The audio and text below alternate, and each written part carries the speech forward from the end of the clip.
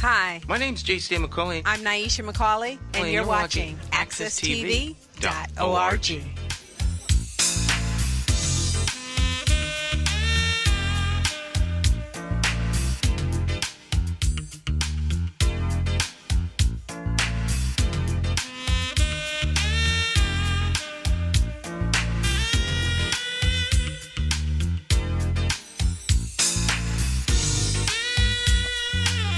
All right, my friends, once again, it's time to get our talk on. This morning, talk with me, your host, J.C. McCauley, along with the champions of talk this morning. We got with us in the house in Studio 1A, Jonathan Small.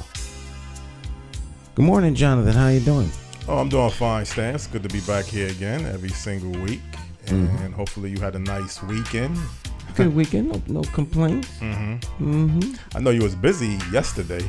I was very busy. It was a very busy weekend. Very busy. A lot of productions this weekend. So yeah, that's busy. Nothing wrong with that. No. Gotta stay busy. Gotta stay busy. Dallas was busy, and I mean, I'm feeling better, obviously. Close game, a little nervous towards the end because, I mean, we had the lead most of the game. And then Cincinnati just started playing better football. They controlled the clock most of the second half. And I'm saying, oh, boy, we can't afford to go 0-2. And yeah, I was rooting for the other team. Cincinnati Bengals. Oh, man. I'm a Dallas fan. I'm your co-host, and you're rooting against the enemy. That covered the territory. But it was a good game, though. Probably could have been one of the best games of the day yesterday if you sit back and take a look at it. So I believe New England won. The Patriots won. The Giants won. Dallas and New York is playing next week. Big game. NFC East rivalry. I believe Tampa Bay won.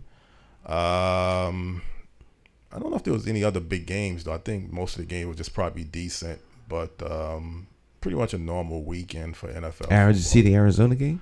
No, I missed that game. I didn't get a chance. Well, at least the end of the game. Yeah, the end of the game. They showed it probably after one game was finished. After the Dallas game. Right. I think I left the room. Obviously, I had to do something, so I just waited until the game was over. Did they win? It was fascinating. They did win. The fumble one. Yeah.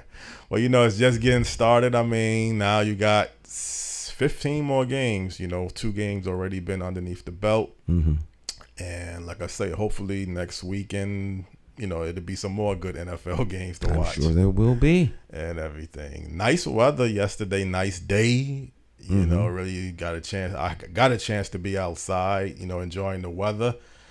And think the next couple of days is going to be pretty nice here in New England. Feeling a little like summer still. I guess autumn is September the 21st or the 2nd? I'm not sure. It's getting close. Yeah. So fall weather begins, and it'll be that beautiful, nice time of the year. So exactly. Yeah. Can't. Well, it is Monday, which means, of course, we always have a special guest on Monday, someone from around the country or around the world to drop in and share their wisdom, knowledge with us and all the great things that they do. And hopefully you all can learn from the vision that the people that we invite have. So Jonathan is the official booker of guests for Monday. And so with that, we'll let him get underway. Mr. Small, you got the floor, buddy. Okay. Good morning to people out there on Morning Talk Live with J. Stan McCauley's talk show. We have a very interesting guest who had a tremendous background, very enlightful life story, but we're not here to really talk about him. But again, he has a good instrumental program that I think people will find very interesting and informative towards. The guest this morning is a former professional basketball player, and he is the founder of the Ronnie Fields Elite Basketball program based out of Chicago, Illinois. No other than Ronnie Fields. Good morning, Ronnie. How are you doing? Hey, good morning, guys. How y'all doing out there? We're doing fine, and you? Okay. Oh, man, just trying to, wake up and get this day going. I do understand it's a little early Central Standard Time. I do appreciate you getting up a little bit early this morning. Ronnie, could you let people know a little bit about yourself and background before we get into our topics of discussion? Yeah. I was born and raised in Chicago, Illinois. Started playing basketball and baseball when I was probably around about 12 or 13. End up, stopped playing baseball and started playing basketball a little bit more, start working myself into being a pretty solid player at a young age, being a top player around the state in 8th grade and one of the top freshmen in the country, and moving forward, that prepared me to continue to, get better and see how far I can go with the skill level and the talent that I was blessed with, and I ended up doing that, and then I played at Farragut High School alongside of my good teammate Kevin Garnett, Michael Wright, a couple other good guys that also played professional ball. And then from there, I played overseas over 17, 18 years as well. We had, in high school, we had one of the top high school classes ever. May rest in peace. Alongside was, Kobe Bryant, Tim Thomas, Jermaine O'Neal, Steven Jackson, Mike Bibby, that group of guys that's still, doing a little bit of some of the same things in the basketball world, working with the youth, trying to, pretty much bring back what we was taught and people that showed us the way, helped us out and kept us, focused on something. So, for me, that's some of the things, like I said, I'm trying to do today with the Ronnie Fields Elite program. Mm-hmm.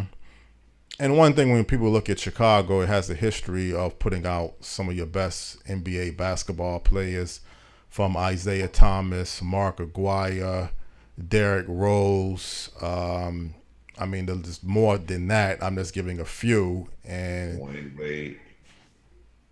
Say that again?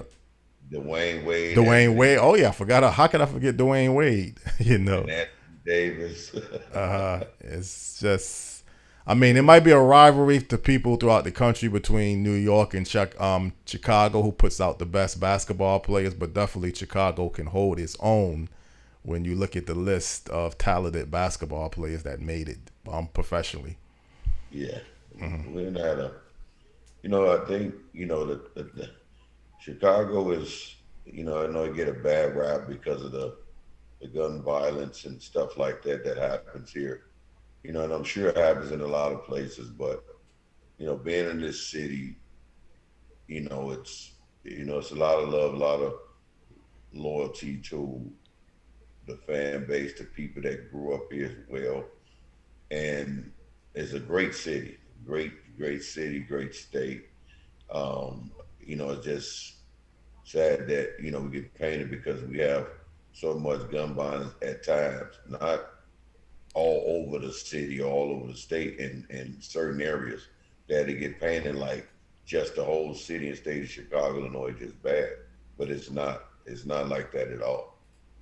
Well, I'm glad you kind of clarified that, because unfortunately that's the perception that many people throughout the country hear about Chicago, is just the gun violence, and they don't sometimes realize there's other things, positive, productive, that's taking place in Chicago. And that's the whole, actually this kind of would be a good purpose to lead into the Ronnie Fields Elite Basketball program, and what you are doing and what you're trying to work towards in the very near future. So could you kind of let people know a little bit about the history of the Ronnie Fields Elite Basketball program?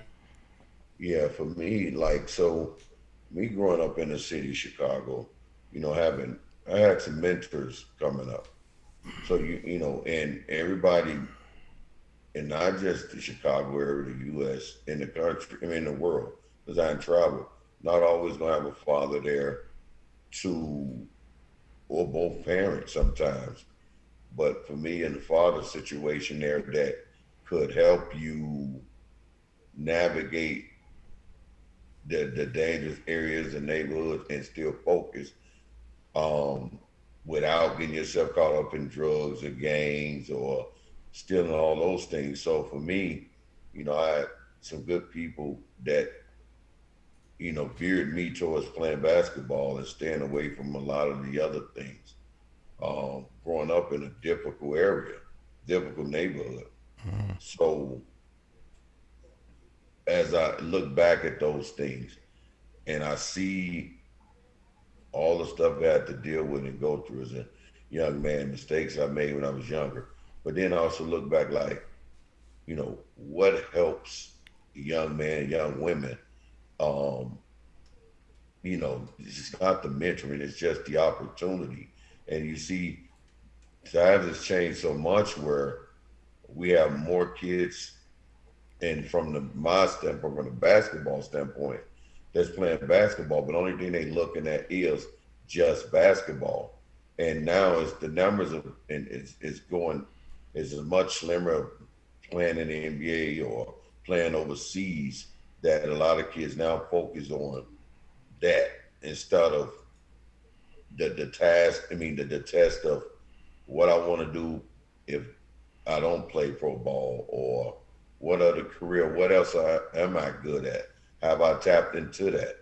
So for my program, you get them in as basketball players. It's something they love to do at a young age. The next step is, as you have these kids there, is just teaching them about life, talking to them about life, experiences, making mistakes, ups and downs, how to bounce back, all those different things that is important for these kids to know, because everybody, kids gonna slip up. That's gonna happen. This life. We all make mistakes, even as adults. But I think what we want to do is bring in other people that's been successful in profession, whether it's radio, it's TV, it's sports, it's being an agent, or doctors or lawyers, or any of those things like that. So we have people to come in and speak to these kids on other parts of life and aspects where they can be successful as well. Well, it sounds like to me, Ronnie, that would be a good measure of covering all of the bases. If basketball is what they really truly desire and what they are passionate about, then you're using, and I say using in a positive way, basketball as a way to reach them. But then realize that there's other components that they have to be developed towards, and there's other opportunities, and also be real with them. And you could even use your life example of what you've been through to say that if basketball, chances are the odds are very stacked high against you that you're going to make it as a professional NBA basketball player. But you have your whole life ahead of you, and there's so many other opportunities that if you just get your education and develop yourself, no guarantees in anything, but certainly the odds are more likely that you can have a nice life and a nice career. But can they really relate to that whole concept at such a young age, in your opinion? And see, that's the point where it's, in this day and age, the influencer of instant instant success and money comes from Instagram young rappers. Mm-hmm. So for every basketball player that still see that, other aspects of success in a fast way, because they see it's posted every day on social media, they follow certain people.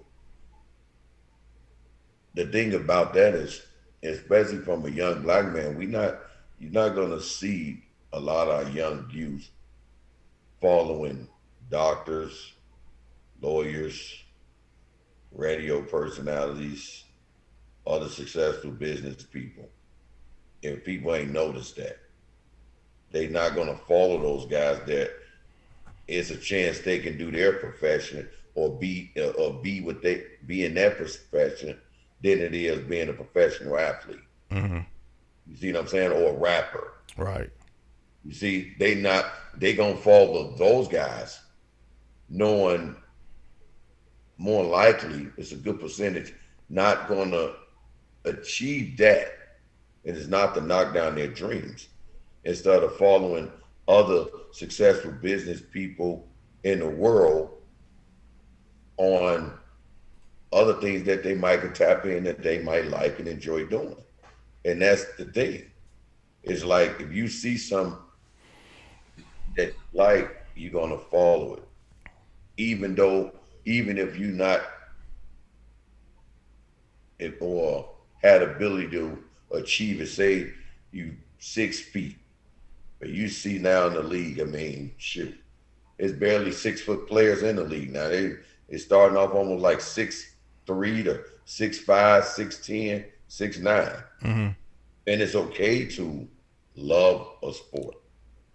But I think with a lot of young black men is that's the only thing consume them up until their last year of high school. And then it's like, what do I really want to do? Or they get to college somewhere, their first year, they still don't have a clue. So it's not saying that they got to necessarily make their mind up, Mm-hmm. but they put options in their head of, hey, this can maybe not happen, but look at this as well. You know, teach them how to be resourceful and connected at a early age to people that's successful that can help them in their difficult times. So they can see as other things that they probably can, still achieve if it's not playing professional sports. And even if you do, what will you use with that ability after that? Mm-hmm. See, I'm fortunate to build a name, build a brand, and build a program and business throughout what I achieved and accomplished. And I took all of that and not let it go to waste from a life learning standpoint. People say, yeah, that's, you can waste talent. Yeah, you can waste talent depending on how you use it, not just on the basketball court, Mm-hmm. how you off the basketball court. Well, that's, true, because sometimes, you have some of your best talented players individually, but they have other missing elements in their life that they just can't seem to develop. And again, when you're looking at basketball as one example, you could be known as a legend high school basketball player. You could be known as a legend playground basketball player. But that's not going to be the same thing as being known as a legend NBA basketball player. I say that to say, when you're in high school and you're a superstar basketball player and you're in college, you could pick up the telephone and ask for any particular favor or help, and you will not have a problem getting it in most cases. If your career, for whatever reason, is not going to be accomplished and you find yourself not being selected in the NBA and you are now an adult and now you pick up the telephone and trying to reach someone for a particular information, opportunity, the phone is not going to be picked up. You're not going to get your phone calls returned because unfortunately society in most cases don't view you now as a special talent or as a special element. Other than maybe your close friends and your close family, they'll stick behind you in most cases. But you've kind of, as an example, has been through the whole game that the young kids that you're mentoring is trying to achieve. So do you constantly have to ground them just to let them know the realities once they get to the next level, one way or the other? Yeah, I tell you this, John, that's the challenge with youth around the country nowadays is that it's like, say for instance, a professional basketball player that can achieve everything, and you pull up to a like event for the kids to give back. This is what people got to understand. This is why I don't think people do it as much. Athletes, singers, they'll do something in the community, but this is what people got to understand about when they do that. It's a great thing to go back and do them things. But what people don't realize is the athlete or the singer, they get to go live comfortably somewhere else with money. Those kids in their youth, after that one day is over, some it might touch and they might be motivated, but most of the time, those kids going back and they forget about the message the next day and they back in the street gang banging, killing and shooting and stealing. So it's like that message, them coming in and say we giving back and stuff. Back in the days, it meant a lot. You see how many messages has changed from no, you shouldn't be gambling on sports. You shouldn't be, paying kids. You shouldn't be taking this. All these things that, you should be drinking, milk. You should be resting. All the things that we was taught coming up to better us that's not the message no more. And I mean, frankly, no one even really sending a lot of messages. The social media is sending all the messages right now. And this thing of money, fame, that's what it comes down to. It's not, because this is the thing. We was built tough back then on have to deal with a lot. These kids nowadays is like, they go to adversity, they just give up. They give up and go to the next easiest thing that can help them, or they start stealing and robbing. It's not no, I don't need to do that. I need to straighten my life up. And that's one of the challenges now is for me and my coaching staff is to get the parents behind it, consistently knowing where your kid at, veering them in that direction, motivating them to continue to listen to people that care and trying to guide them. Not, here at times it drives me crazy if I see a shooting or a kid has been shot or something, and most of the time the parents don't even know where the kid was at. So that's one of the difficult things at times. But with this program, we bringing more and more resources around it to help, to try to help these kids. And the parents just be on board with us. I think that can help a lot if the parents be more involved. Well, is this Ronnie Elite Basketball program, high school students that you're working with? High school students, kids that finished college, little kids from 3rd, 4th grade on up. So basically, the program is like basketball, but what's the other things that your program works towards beyond just playing basketball? Well, like is when when I first started doing it, it's like now the goal is working, towards like just getting these kids to understand the importance of getting to school, having other alternates, where they can, achieve besides just basketball. So like we will sit down and like now we would go to, as we practice during the spring, summer, then we start having like classes where we have people come in and speak to the young kids and then just give them a safe place if they want to talk about anything or anything that we can help with, and start from there and just kind of just continue to veer them in the right direction outside of just basketball. And when you have those, a lot of people that come in that's successful that can speak to them in life on how they were, able to achieve their goals outside of not playing basketball, and people that started out playing basketball but end up doing another profession as well, where they can see both sides. So those type of people we bring into the program to speak to our kids. Stan, you have any questions or any comments you want to make towards the guests or towards this topic? Nah, I'm in active listening mode because what he's doesn't need a amen chorus. Just needs people to listen to what he's saying because it's right on the money. Okay, just want to make sure if you have any questions, anything that you would like to ask him.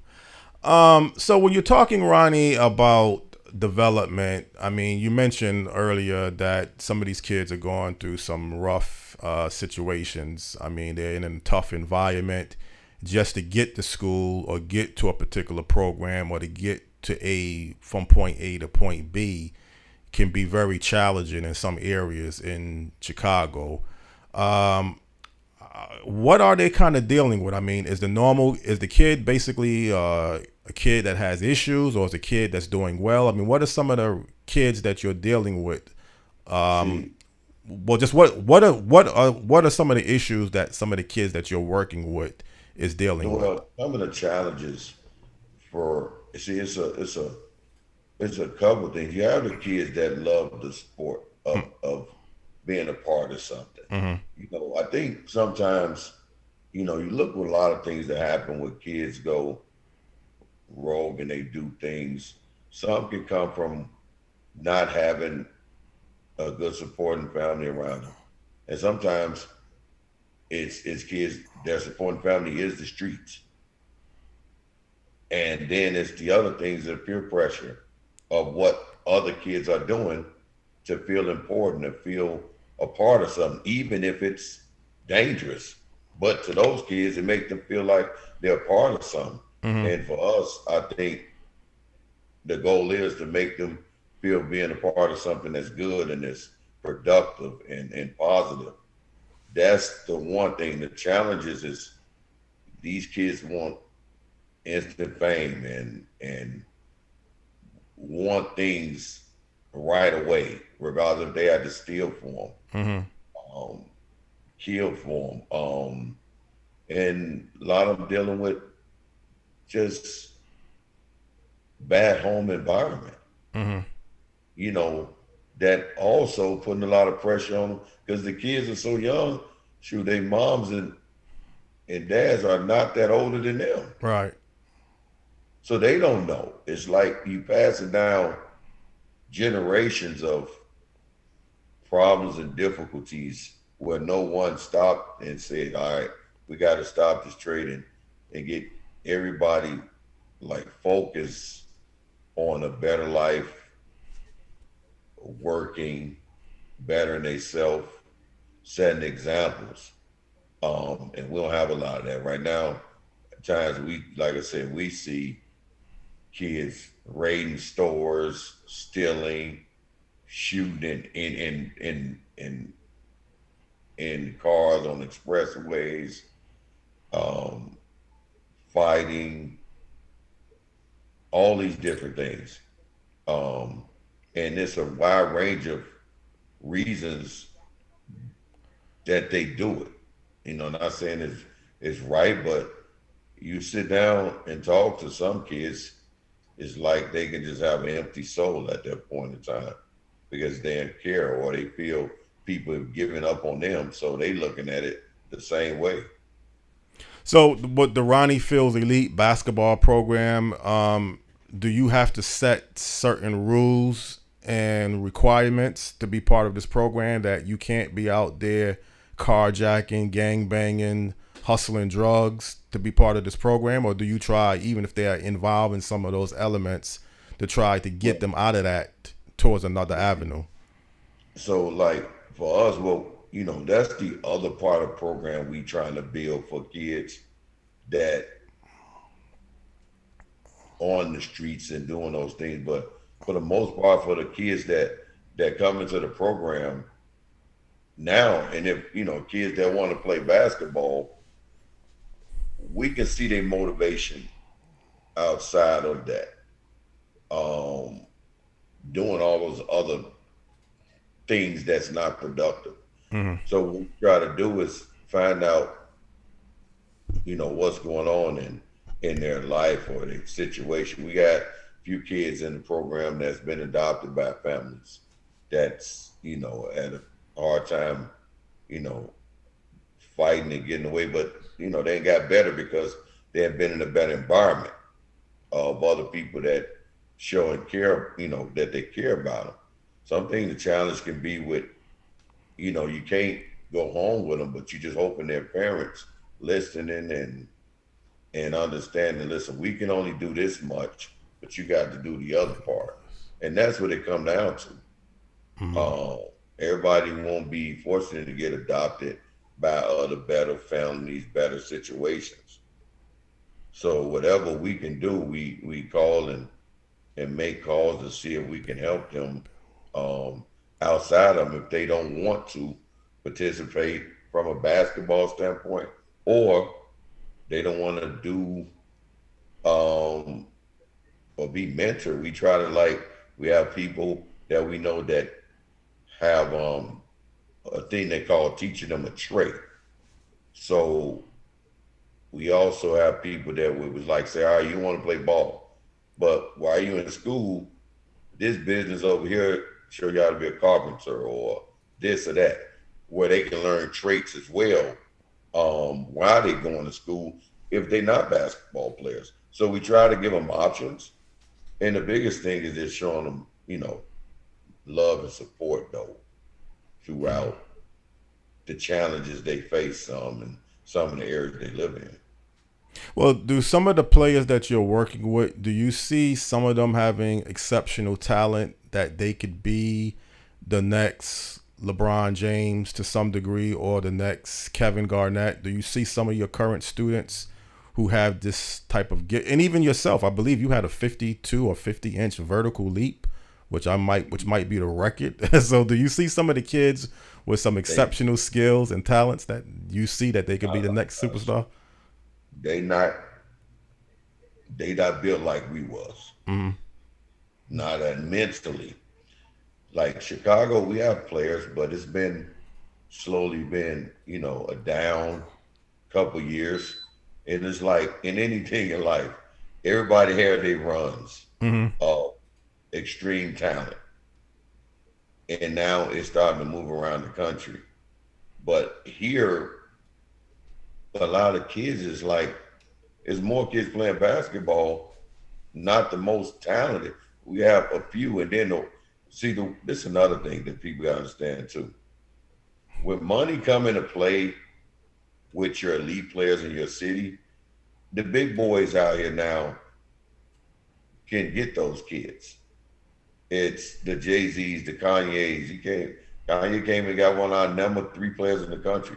Mm-hmm. It's like you pay and start recruiting these kids and putting them on social media and all this. It's like it's a tricky situation because other kids that's not that size and not that skilled, they actually think they can do the same thing. Mm-hmm. Because they want the instant success. And they talk about it, like I say, on social media. For me, it's just like looking at guys, all right, you might be a solid player, you can get to school, use that opportunity.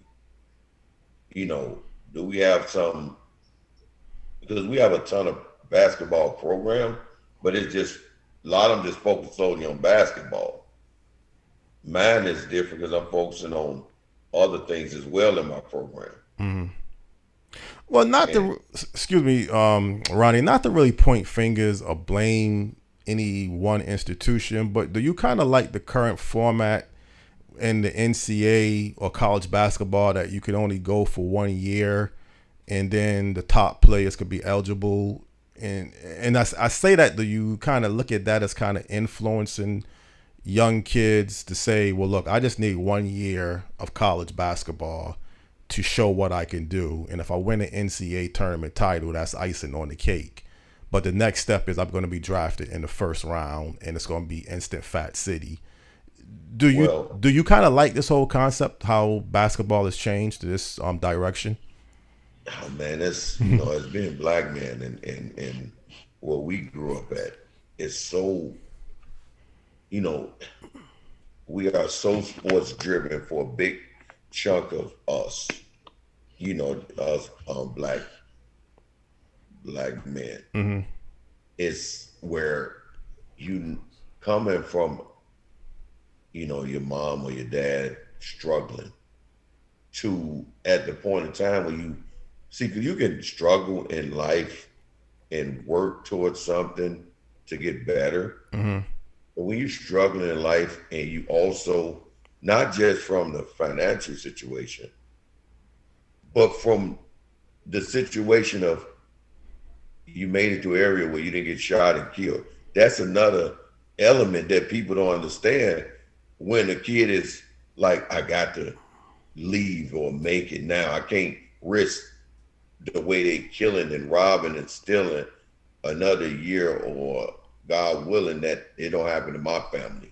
So it's a hard thing to, in a way for a kid like, oh, I have opportunity to move my family away from this and get away from the violent aspect of it. Because a person can, you can be, be in life and work and not saying, like I say, be the richest person, but in the same token, you ain't gonna be worried as much if you're in a safe environment, a safe area where you ain't got to worry about getting shot or robbed or anything as well, too, though. Mm-hmm. When you're in a more comfortable environment, you don't worry about those things. But when you got a combination of both, struggling and living in a bad area and violence, that's hard for a young black man to accept when they have a chance to move their mom or their dad out of a difficult situation. So it's hard for me, like looking at this format for the players that can do it,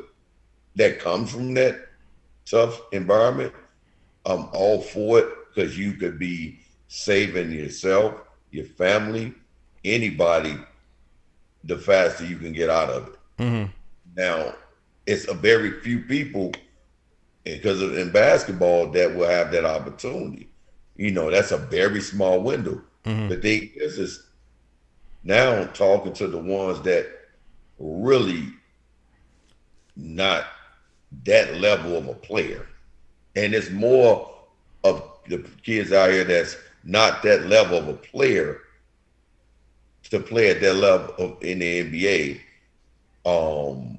where that's where the message got to be sent more and of like, hey, use the basketball if it can get you only this far to a scholarship at a Division II or Division III.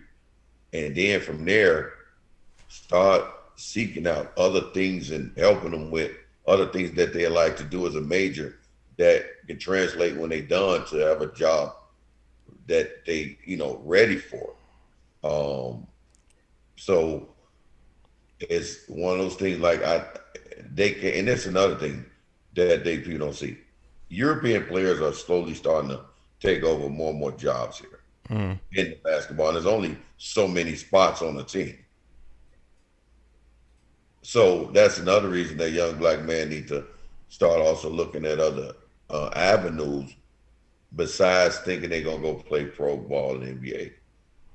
Because eventually, even if you do, and you don't be a top player like that, and you do play some years, you still have to have something to do after that, or learn a trait to do after that as well. Well, one thing, and I was told this about in my early 20s, someone told me, and I think I mentioned this one time on the program, Stan, that if you're not well established in the NBA by 25 or 26, it's very unlikely that you're really going to become a professional basketball player. But I do understand you have the G League, which is like the semi-pro league. But even with that league that you have with the G League, isn't it a certain limit at some point that if you still are not really established, although you had a very long professional basketball background, Yeah, but it was different. It was different for me to wait now because it's so many kids that's coming in. It's just like, oh, you 3 years older. Oh, we got a 18-year-old coming in now. You see what I'm saying? So, shoot, you right about the 25-year-old mark, 26-year-old mark, of like looking at it like, hey, shoot, they might move me out of this situation over the next 3 or 4 years. So I need to try to make a niche or see where, if it's an opportunity. And that's the thing. It's more and more kids, and they younger and younger that is coming up behind the kids that's already still young, which is, so you can say it's funny saying like 26 is old to still be trying to achieve your goal to get to the next level. That's the sad part about it. Because now I was at this thing with all these Michelle Obama brother runs NABC coaching thing where they honor Roy Williams and Lon Kruger and some other coaches about 4 or 5 days ago. And I got a chance to talk to some of the top college coaches that retired. That was in it. Jay Wright from Villanova, coach at TCU, Bob Huggins, all these guys is there. And this is the thing that people got to pay attention to. These coaches now, college is turning into NBA and G League. So this is what they looking at. The transfer portal. So it's like now, if I didn't recruit you at Kentucky or Duke, because I wasn't sure what you can do at the college level, but then you get picked up by, say, Long Island University, a small mid-major, and you go play real well. Now I see you play at the college level. Now I can bring you up. You can transfer, right? So now the mid-major schools are basically like, damn, shit, if these boys play well, they can just transfer to the top schools. So it's like college, like the Dukes, the Villanovas, the Kentuckys, all the big schools, Michigans, they can look down and be like, hey, now send our scouts to the low division ones, showing they can play at that level and recruit them now. And I asked the coaches, they prefer transfer portals. So what it does now, if you're a high school senior, you're not ranked the least in the top 30, 40 players in the country, you know what that means.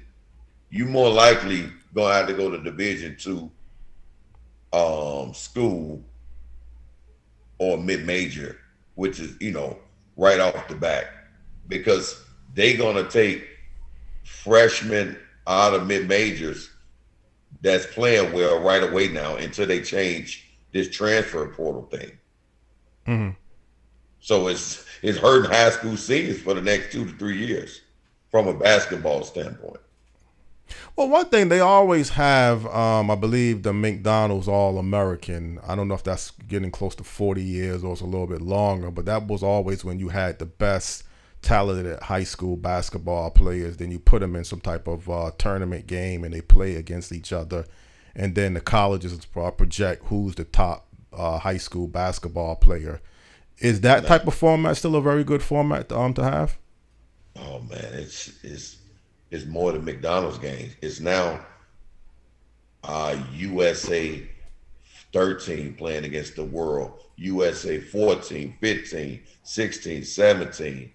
Our showcase, Nike have a circuit of their own. Adidas have a circuit of their own. Under Armour have a circuit of their own. So you see it's all over the place now. McDonald's game is watered down. I had to go to one. It was just here. I had to make an appearance. We just had it. We had one here in Chicago. And we didn't have one Chicago participant play in it. And the kids are big, they're athletic, all of that. But they don't know how to play basketball yet. They're bigger, they're stronger, they're athletic, but learning how to play basketball and use that skill, that's what these kids still got to get better at. understanding the game. What's So, like I say, it's all about potential, and it's more potential than it is actually kids. You can say NBA ready or professional ready. It's more potential now. But see, the thing is, and I mean, I got to be honest, I was young and ignorant and blinded, so I can understand how you could fall into this trap. But it seemed like to me, if you reach the age of 25, 26, and you realize that you're not going to become a professional basketball player, you certainly are a very young person to have your whole life ahead of you in many other different areas. But if you just get blinded or you get mentally stuck that I didn't make it in the NBA or I didn't make it as a professional athlete or a big name hip hop star, big name entertainer, that I can't deal with doing anything else. I don't want to be no janitor working at UPS. So I'm kind of screwed up now. But certainly if you have the right grounding and the right skill development, you could still move so much successfully in other areas. But how That's is the key. That's what you just said. The right skill development and to be able to still move great in different areas. That's the thing of getting into the minds of the youth today. Is that what you said? Getting them to realize they can be great in other areas in their life. Now, if we can ever tap into whatever it is that that can get them to think that way, then we'll solve a lot of problems. Well, I think the influence has a big part of it. I mean, I know you were highly projected. I believe you came second behind Kobe Bryant Yeah. as the top high school basketball player. But there's been other examples. I mean, this basketball player, some people say Lenny Cook was actually better than LeBron James in high school, or he was projected to be better than LeBron James with just raw talent. But even with talent alone, there's something else got to be added towards the development.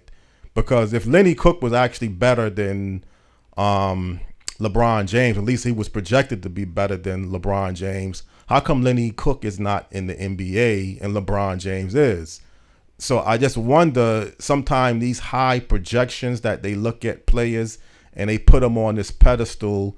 And I believe even with the Lenny Cook decision, some of his peers and friends told him not to go to college, which they looked at could have been a starting point of a mistake that he made, that he was so good and he was so talented that he didn't even need to go to play college basketball. And maybe he did need a college basketball.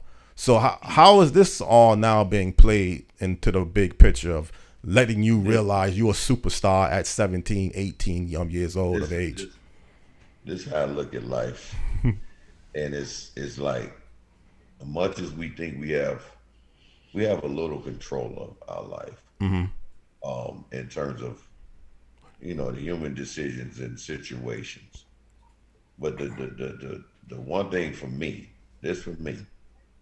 that helped me prevail through the difficulties in life of still able to be successful and use all the tools and the skills that I learned up and down to focus on bettering myself as a person, as a man, coach, was looking at saying, I don't want to be a failure in life with something I was blessed with. Regardless of just playing at the NBA level, had an accident, I could have gave up. A lot of stuff that happened, I could have given up. But what prevailed me is having a strong mind and belief through the difficult times. And some people in life, when they handle difficult and tough decisions with other escapes, drinking, smoking, hanging out with best friends, dating a lot of women. Some people handle things different mentally that hampers them when they're going through a most difficult situation.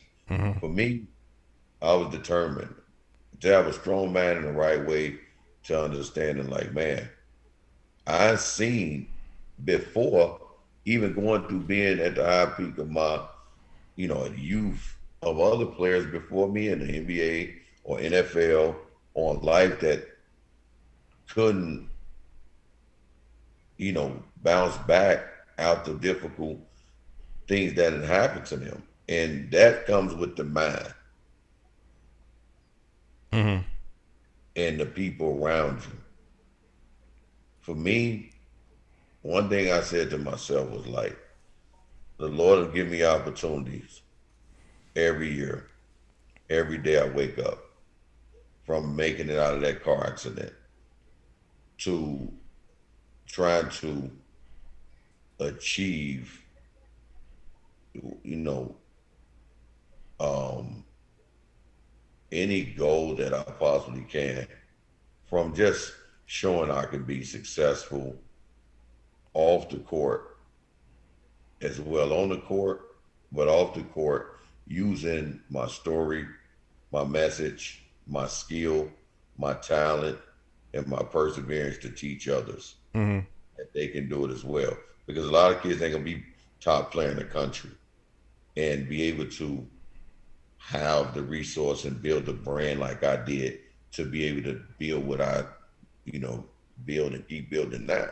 Mm-hmm. Some of them won't. So that makes it even more important to teach them to tap into other things that they may enjoy doing besides playing basketball. Mm-hmm. Well, Ronnie, you was teammates with a superstar basketball player called Kevin Garnett. And if kids look at, let's just say, for instance, you have some type of meeting or, just something to highlight, one side of successful basketball players like Kevin Garnett, and then people who had another level of basketball professionally, but not in the NBA. Do you still think it's a challenge that people are still going to want to gravitate towards Kevin Garnett because they saw him or seen him playing at a high level with the exposure that the NBA consists of more than you playing in other leagues throughout the country? I mean, is that still a reality that the NBA is still like the gold standard on how kids look at professional basketball? Well, probably early on when I was playing, yes. Mm-hmm. Now, it's kids want to just play professionally anywhere. Yeah. Okay. Anywhere. Overseas will be the next thing that you'll love. You hear a lot here now as well. I played overseas here. And that's another, like they achieved their goal to say, I was a professional basketball player. Mm-hmm. Period. It ain't just the NBA. It used to be NBA all or nothing. Okay. Now it's professionally anywhere where you're making a living doing it. Mm-hmm. and stuff. Well, is that kind of like a good thing then? You have more alternatives now to be professional? Yeah, but it's more players.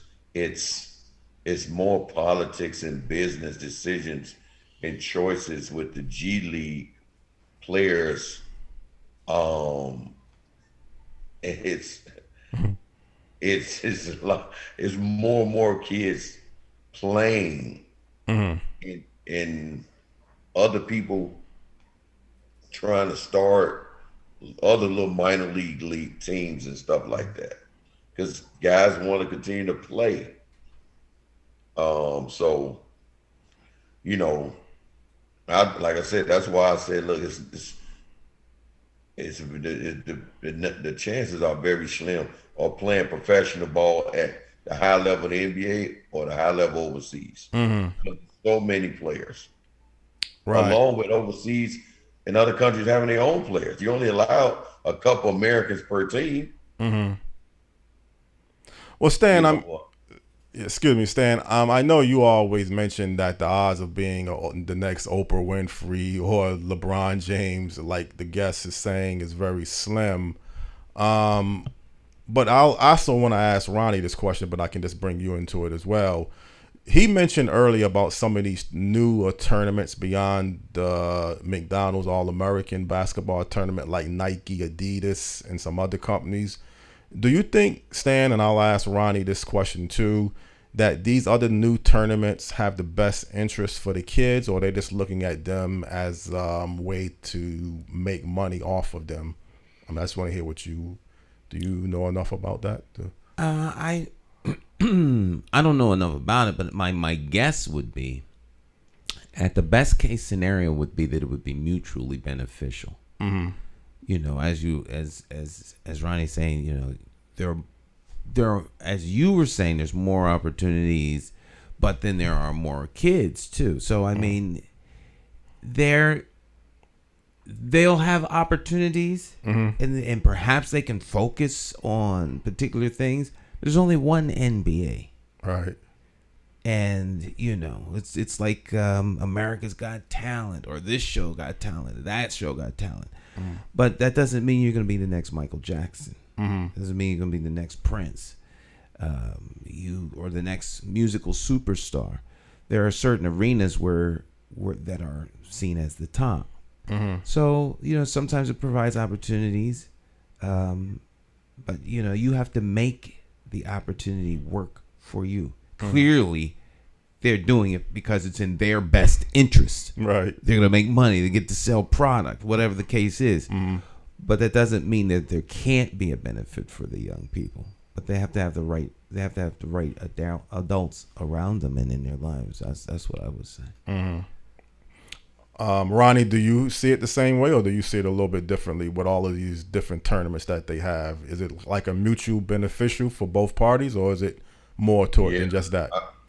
I see it the same way he do. It's mutually beneficial, like I said, for both parties, because more often than not, you're gonna have a lot of the kids that come from, you know, blue collar environments,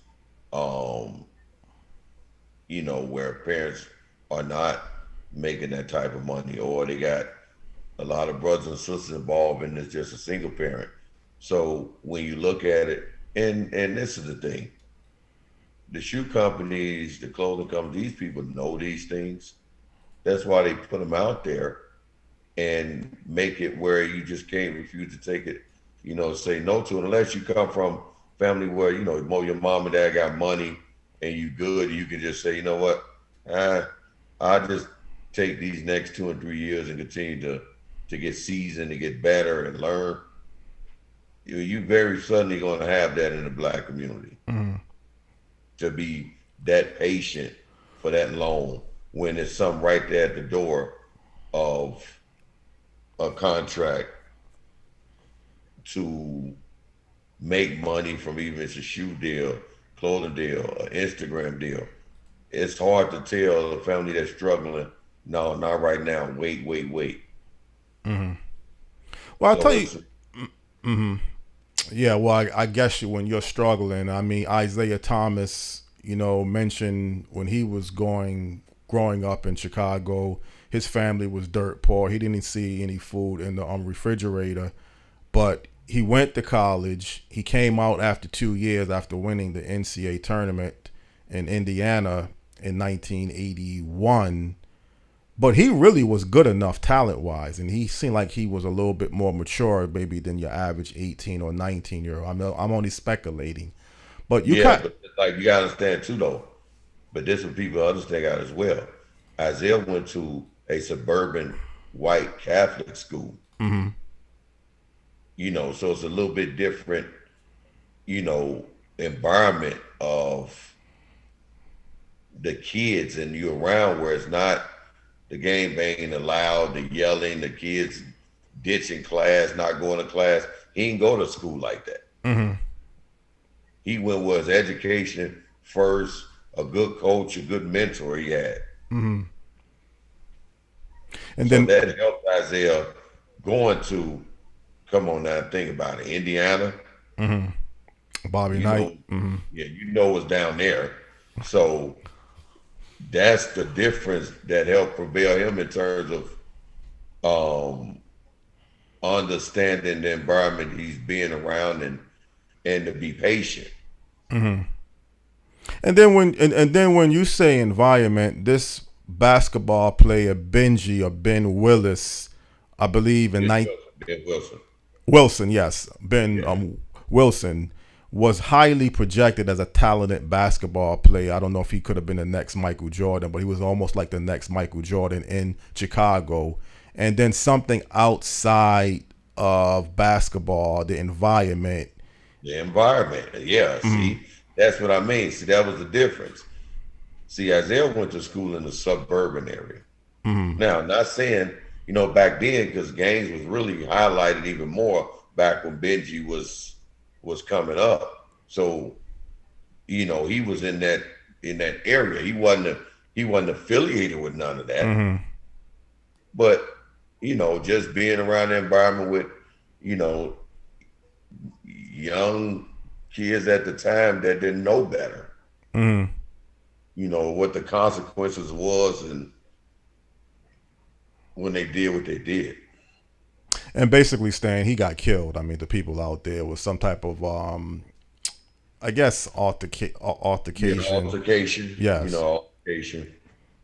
And they made even like a documentary about him. But see, the thing, and I don't want to sit here and say it's something that I just don't like or just don't care for, but reality is we put the spotlight sometimes on like a Len Bias died over a drug-related overdose.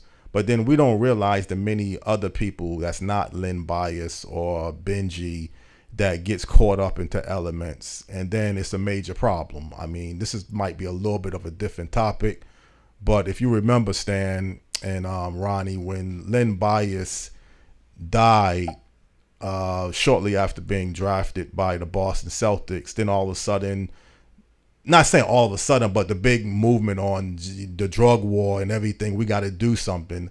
I don't want to say he was the last piece that pushed it, but it seemed like that had some type of influence that now something has to be done.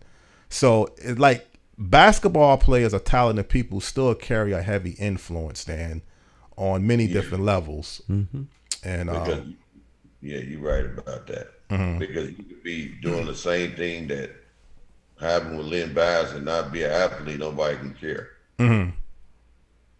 So not to the people can care your immediate family, but to the public, it don't matter. And I guess unfortunately, Stan and Ronnie, that's the type of society that we live in. They carry superstar athletes, entertainers. They carry a high level influence nationally and internationally. That people look at them. They're high profile. High profile. Yeah. Their car accidents and their tragedies that happen every day. But if somebody who is famous, when it happens, you see the impact of social media and all then the people come on and say, "Oh, why this, why that, or this?"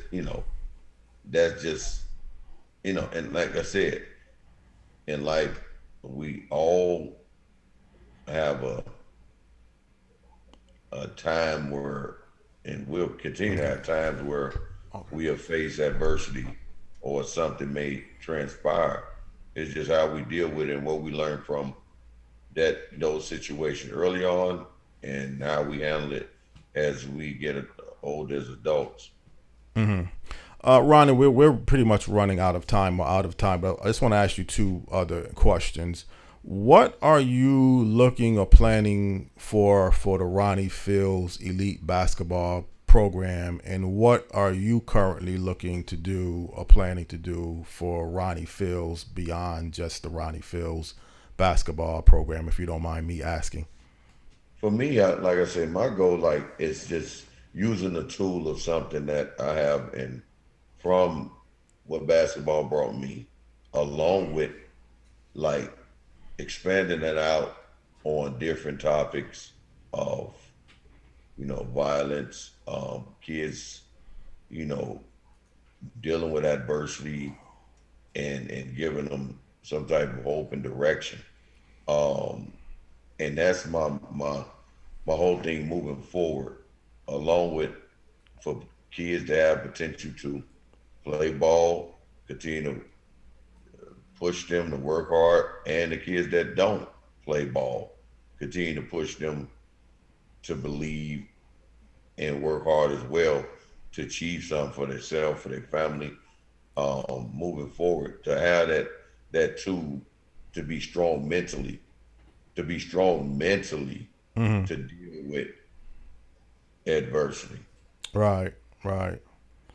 Well, again, as we talked off of the air, I mean, hopefully this could be a model program throughout the country, and other parts of the country could look at these type of elements, what the Ronnie Fields Elite Basketball program is doing and trying to do, and then just branch that in other different areas, because, you know, sports is one big part of our society, but there's so much more out there other than just professional sports. And so, you know, we can't really stop or change the high level influence, because, you know, sports is just such a popular element in our society, but certainly we can still inform and educate people of other areas of life. I mean, life is really the whole key more than anything else. But again, it was a pleasure having you on this morning, talking with you, learning some things about what you are doing and your program is doing, and talking about other issues and other areas. And if there's one last thing you would like to say before we end this program, the mic is yours. Yeah, guys, I just want to thank you for, like, you know, just having me on and giving me the platform to talk about, you know, the Ronnie Fields Elite program and these, you know, some of these, you know, matters that's facing the young Black community, to try to, you know, build programs, like you said, hopefully around the country that can help, you know, everyone look at other avenues besides just basketball if they don't achieve their goal of playing in the NBA or overseas, to make a living and better their life for their family. So for me, I hope the message, you know, can, you know, for people that's listening and watching, that can see as other alternative options for success in life besides just dribbling the basketball. Mm-hmm. All right, those words are well taken, Ronnie. It was, again, a pleasure interviewing you and talking to you this morning. Okay. All right, guys. Thanks for having me on. Y'all have a great day. Okay. All right. God bless you. Thank you, sir. Thank you. All right. Thank you. Great interview. Thank you, Stan. I appreciate that. You know, this was not really planned long term to have Ronnie. Just something that every now and then, ideas when you're booking guests and topics, it just comes into your mind. And I just wanted, actually, I wanted it really. I was trying to get Lenny Cook, the person I mentioned that was actually better, or people said he was better than LeBron James. And, you know, no response. And then Ronnie Fields, I ran to some information about him, and he was willing to be on the show. And sometime me and you will have these conversations about alternatives and what kids should be doing or people should be doing. So I wanted to bring him on as an expert before me and you started talking about the odds of what you're going to have to make it professionally, or you got more resources today. So I said, I want to have him to have this discussion. Then maybe afterwards we can talk about it or bounce off of it. Because again, you know, whether it's basketball or entertainment or business, there's a lot of just regular 9-to-5 working class people out here, Stan. Absolutely. Well, let's have that conversation after the break. Okay. And we'll take a short break, and then we'll be right back. Stick and stay. Don't go anywhere. It's more than talk.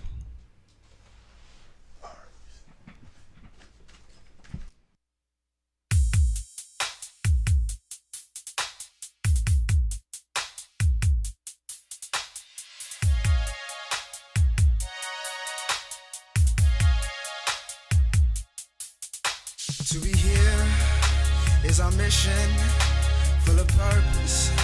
We are driven, we are special, we have pride in who we are, and you can't break our stride. And if you see, like I see, you will realize it's not a dream. This school you make it, lessons you take it, and we work as a team. This school is better with you in it. Yeah, yeah, for every hour, day, and minute.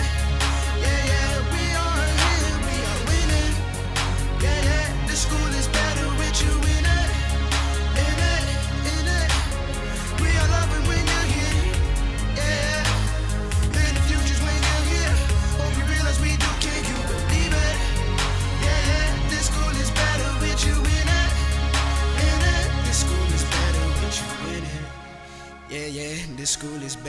with you in it. Yeah, yeah, this school is better with you in it. Yeah, yeah, this school is better with you in it. In it. In our school, such a given for you to learn is our mission. When we ver is what we are as a unit, and you can't bring us down. And if you see, like I see, you'll realize it's not a dream. This school you make it, chances you take it, and we work as a team. This school is better with you in it. Yeah, yeah, for every hour, day, and minute. Yeah, yeah, when you hear everyone is winning. Yeah, yeah, this school is better with you in it. In it, in it. We all love it when you're here. Yeah, yeah. Better futures when you're here. Hope you realize we do care. Can you believe it? Yeah, yeah, this school is better with you in it. In it, in it. And just to let you know, before you go, we know your skills won't fail to show. Yeah, we will call you our greatest prize. We know that you'll reach for the skies. Like a star, you'll come right through. I'ma rock with you. Nothing can break us apart because This school is better with you in it. Yeah, yeah, for every hour, day, and minute. Yeah, yeah, when you're here, everyone is winning. Yeah, yeah, this school is better with you in it. In it, in it, in it. We all love it when you're here. Yeah, yeah, better futures once you're here. Hope you realize we do care. Can you believe it? Yeah, yeah, this school is better with you in it. In it, this school is better with you in it. Yeah, this school is better with you in it. Yeah, this school is better with you in it. Yeah, this school is better with you in it.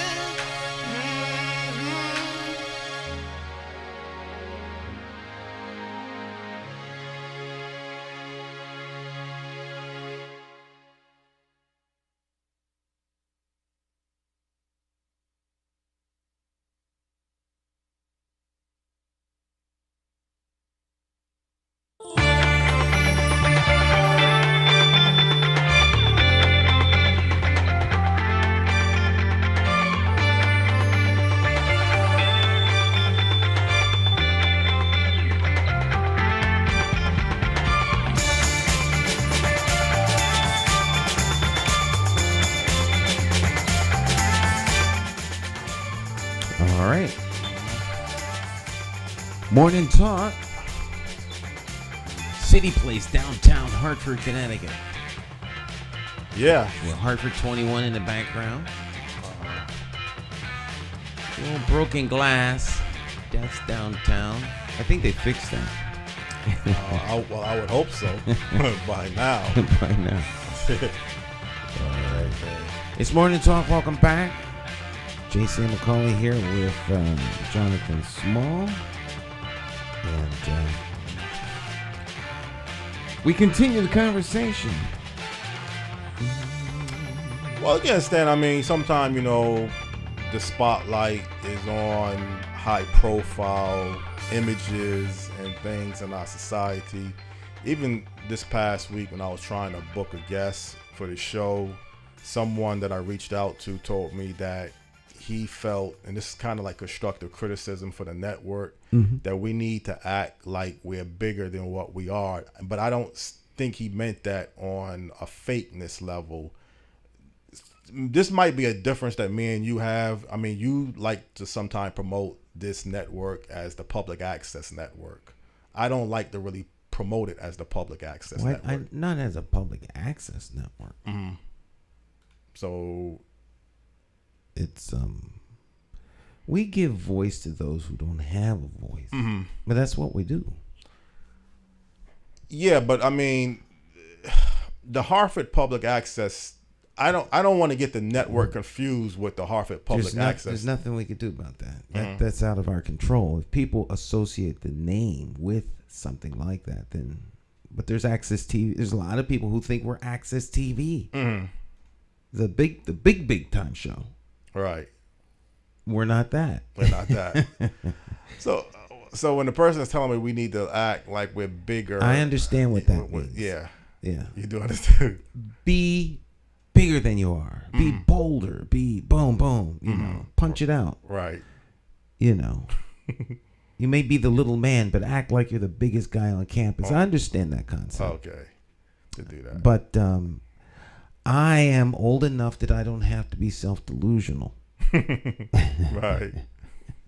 I have no problem being what I am. Okay. And so what I am suits me just fine. That's fine.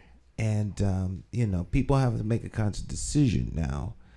You know, I always have these conversations. You know, we are not CNN Plus. That didn't have enough viewers to stay on the air. So they could act like they were bigger than they were, but they weren't going to be successful. So they stopped. They stopped, right.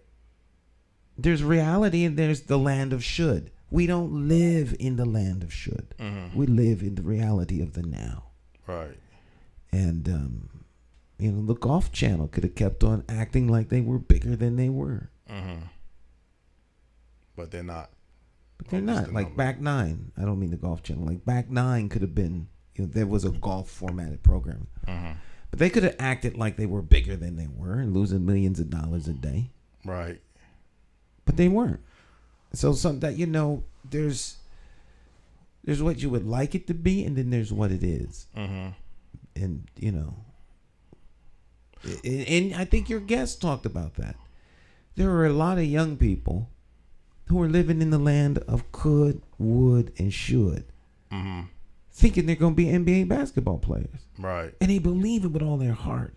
And they go out on the court, and every day they hammer it out just like they are. But then they don't understand the game. They don't. So all of those thinking a thing is the beginning of the possibility. But being grounded in reality is much better than to convince yourself that you're something you're not. Well, I'll tell you, you know, I used to love to play basketball when I was a teenager, and I think the guidance counselor, someone that was working in the guidance counselor department in junior high school, when I was telling him I was ready to go play for the Weaver High School basketball team, and that's why I told him that's why I decided, or one of the reasons why I decided to go to Weaver, because I wanted to play on the basketball team, and my mind was kind of focused on basketball too. And then the guidance counselor, whatever role he had, told me, look, the odds are very slim that you're gonna make it, you know, playing professionally basketball, because I was telling him this is just one step. You know, the next step after that would be to go to college, play for a high profile college basketball team, and we're just talking about a lot of dreams and aspirations. But when he kind of instilled in me that chances are you're not gonna make it professionally, you gotta look at some other alternatives. From that point on, I never really looked at basketball the same. I mean, I still played the game, but I never was really that highly driven anymore after just having that conversation. And I don't know if that was a good thing or a bad thing, but he probably just saved me 4 more years of either kidding myself or being under this illusion that I was going to go to the next level. Because every different stage you go through, Stan, when you're playing first adolescent years, 10, 11, 12-year-olds, you're playing at one level. Then when you're going to teenagers, you're playing at another group of level of higher, bigger, stronger people. You're playing from high school now to college. You got to make another transition. And then if you're fortunate enough to go to the NBA, now you're playing with adult men. So every different stage that you're playing sports, in particularly, as you move up, you're going to find the competition is going to be much better. It's going to be much tougher. And then it's going to highlight some of the weaknesses that you may have or that you will have, and kind of let you know how good a player you really are once you start to move up to the next level. And it was easy for me as a teenager playing, you know, playground ball, against kids my own age or a little bit younger, a little bit older. But as I started to go up against tougher competition, you start to realize, well, some things I'm just not good at. This guy can slam dunk. I can't slam dunk. So now my ego is kind of a little bit crushed. How come I can't dunk a basketball and this guy can dunk a basketball? So it's just at different stages, you go through. But I think that you can apply that to everything in life. Mm-hmm. In life. There's always going to be someone that's better than you, and there's always going to be someone that you're better than. Right. That's life. Mm-hmm. That's the real world. Mm-hmm. In the land of should, everyone should be equal. Everyone should have the same opportunities, and everyone should be able to achieve the same goals. But that's just not reality. Reality, yeah. And there are people who live in that fake, false, delusional world of should. I use those words on purpose because that's what it is. It's not real. And there are people who set policy by it, and is very, very destructive, in my opinion. But I think at some point, Stan, I mean, we was talking earlier about, I said the 25, 26-year-old going to come to a realization that if he's not established in professional sports, that he's just not going to make it. But it seems like to me, you got, and I've said this, during the conversation, so many other opportunities or could be opportunities. Yeah. I mean, it all depends what situation that you're in also, that you can move towards. But I can still see why some people could get, because of personal experiences, why some people can make mistakes and get caught up into the fantasy world or the dream. People do all the time. I mean, that's also part of life. That everyone has to make their own way in life, and people have to make decisions, and there are consequences. There are consequences and rewards. Consequences being something not necessarily so nice, rewards being something that's great. So I use the words in that sense. There's always a return for every effort, or every action creates a reaction. And some of them are good, some of them are not so good. But that's life. Right. That's life. And I think, if young people were prepared for life, then it would do them much better. Your guest talked about that a little bit. He touched on that when he was saying, referring to himself and the people his age and older, they were prepared. They grew up. There was a different grit with the young people. Life was different. Life on the street was different. Life at home was different. Things were different than they are now. Young people believe that because they believe in one thing, it just happens. I mean, it's fantasy, and it's very dangerous and reckless for adults to sit by and allow that kind of stuff to continue. Well, he also mentioned, about the instant gratification. Yeah. But then he mentioned some of your social media outlets, how that's playing a role. It does play a role. But young people are influenced. Period. They're just influenced. Everyone is influenced, but young people in particular, they learn that way. They understand language. They understand what they can and can't do. They're influenced by everything around them. Taste, all of the senses bring information. They are influenced. So some of those influences are good. Some of them are bad. Social media is but one point of influence. If it's the only influence, and they're involved or on social media doing in an arena or on pages or in groups that are negative, then they're going to be negatively influenced. But there should be more avenues, more streams, more things that touch their lives than just the social media. So, what touches that young person or that individual's mind? And your guest talked about empty souls. The soul is the realm of the mind.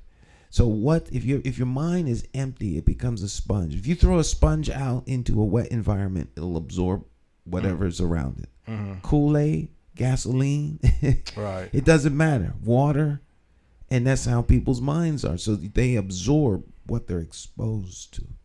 So people need to be exposed to things that are of more meaning, things that are positive, things that are good. Think on these things. But people are exposed to all kinds of stuff. And if you're exposed to a lot of bad ideas and a lot of bad thoughts, before long, those become normalized, and the individuals hold those thoughts as being the way things should be. Well, I think, like you said, I think the more you advocate, whether this type of program, the Ronnie Fields Elite Basketball program and other programs, because, you'll even say here locally, we have a lot of different programs. Sometimes more programs isn't really the answer. What's really happening with the current programs that you have might be more effective than saying we need more money for this program or we need more money for that program. It's programs, the way to substitute from other factors in life that's not available. Sometimes a program might be the only outlet that some people have to turn to. I think programs are good. There's nothing wrong with programs, but programs in and of themselves and by themselves are not the only solution. Program is another instrument to bring to bear, another tool on the shelf. But the program by itself is not enough. It's just another thing.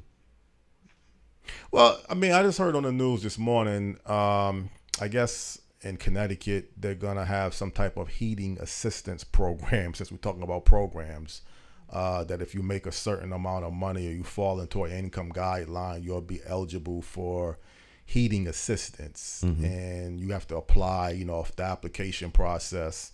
So that's great if you need it. Right. If you need it, to have programs available. And then sometimes taking advantage of things that's out there too. Sometimes you got all of these different programs and you may not take advantage of it the best you know how to. Well, it's called a program. It's really an opportunity. Okay. It might really be relief. So you go into a restaurant, a buffet, right? Don't mean you got to eat everything in there because it's all you can eat. Right. You eat, you get full, you go home. You go home. Some folk want to take food home with them after they ate. Get everything out of it. Right. You eat, go into the restaurant, you eat what's available, from what's available, what you like. Oh my God, I didn't know they had shrimp. Oh, I didn't take advantage of the roast beef. Oh my God, they had mashed potatoes with scallops and you get what you need and then move on. A lot of people aren't hungry, just ate, and still want to go get it because it's there and it's free. It's free, yeah. It's just greedy. And you have a lot of people that are greedy on programs. They don't need the fuel assistance, but why should I have to pay for it if it's free? That attitude, I understand. But that undermines why the quote-unquote program is there. It's there to help those who have a legitimate need and can't afford fuel and will go cold. That's what it's for. Yeah.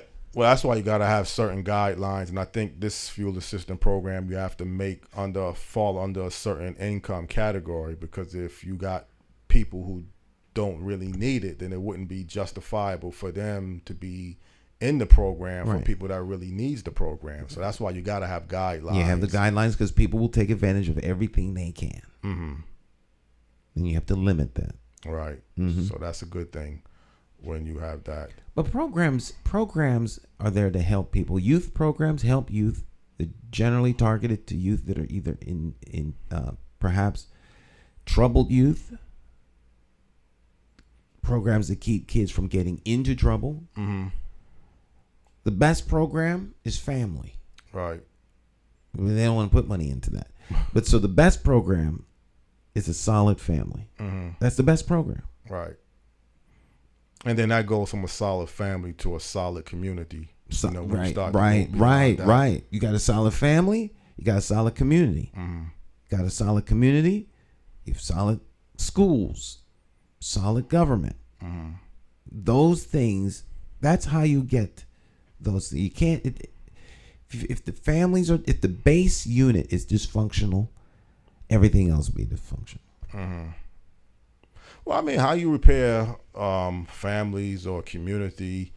I mean, this may not even be the perfect, example, but since I guess last week we was talking about the need for a grocery store in the downtown North area, and then there was some type of I think I sent you a news segment of highlighting the push to actually build a grocery store in the downtown North area, providing healthy foods in particular. Yeah.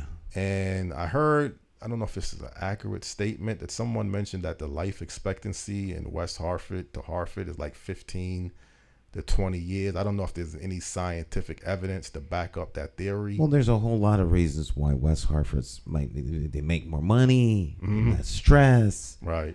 I mean, you can use data to support whatever you want to do. So I'm never impressed by that. Okay.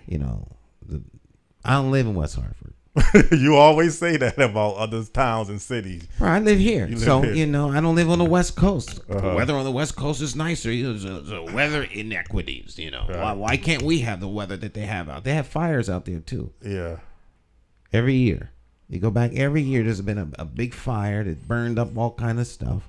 Right. Would you rather have fires or hurricanes? Hurricanes, yeah.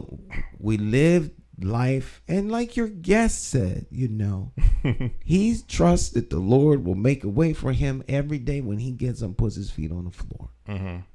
And you do the best you can. You don't have control over what goes, But the grocery store is something that a lot of people would like to have. I actually had a client over the week that was doing a big event on grocery. Mm-hmm.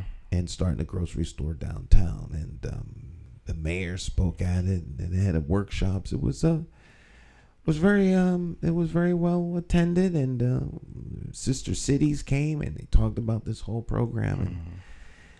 And, but see, I think sometime, and I don't want to again speculate or speak for other people, but sometimes people who are well off and who have made it.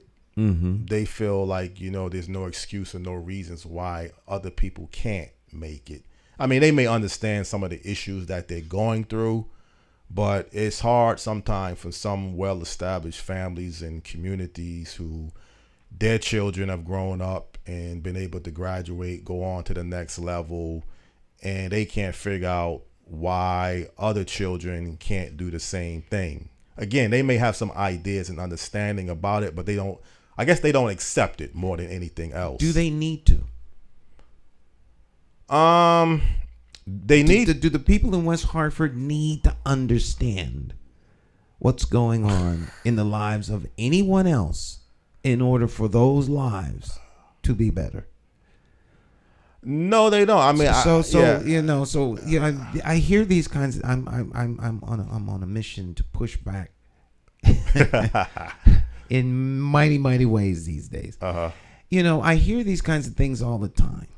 The rich don't understand. The rich, if they understood, what difference would it make? What difference does it make, yeah? Unless they decided to just give you all their money, which they're not going to do. Right. So do the rich need to understand what life is like for those in poverty?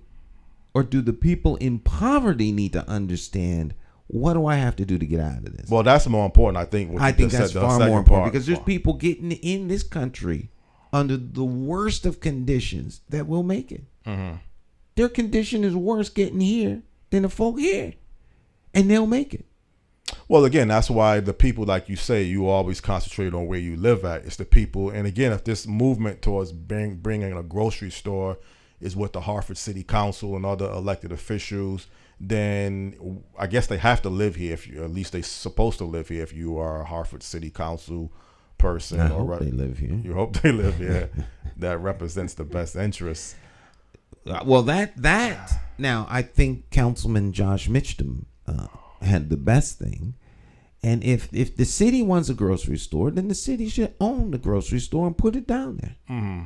Make it part of what it is they do, because that's what happens in some other towns. The city actually owns. City owns the store. Yeah. But that might be the only way it can happen sometime. Right, because there is no economic incentive. I have lots of friends who are into this. There's no economic incentive for the store to be here, or they would be here. Well, that's what I'm saying. There's not enough money to keep a grocery store functioning from the people that would go or needs groceries. I mean, that's really what you're saying. I think that's what it almost sounds like, that the people that live in the city, they just can't afford to go to a Whole Foods store. That's not true. That's not so. That's not true. So what? So how can it not be an economic incentive then that it can't sustain itself? Well, what you said is different from that. The people that live in the city can't afford to go to. They can afford to go to the one that's in West Hartford. Mm-hmm. There's two of them in West Hartford. Right. There's two Whole Foods in West Hartford. Mm-hmm. I go to both. Two. Yes. Which means West Hartford go there. Mm-hmm. There used to be wasn't a Walmart. Was it a Walmart? It was a Walmart grocery store in West Hartford too. I think that was on the lower level, back underneath, across from in Bishop's Corner. Mm-hmm. I think that was a Walmart. Okay. It was a Walmart grocery store, strictly grocery. That's all that was in there. I'm almost positive. Yeah. Mm-hmm. They closed. Okay. They closed. It wasn't working for Walmart. Mm-hmm. So they closed. Yet there's two Whole Foods. Right.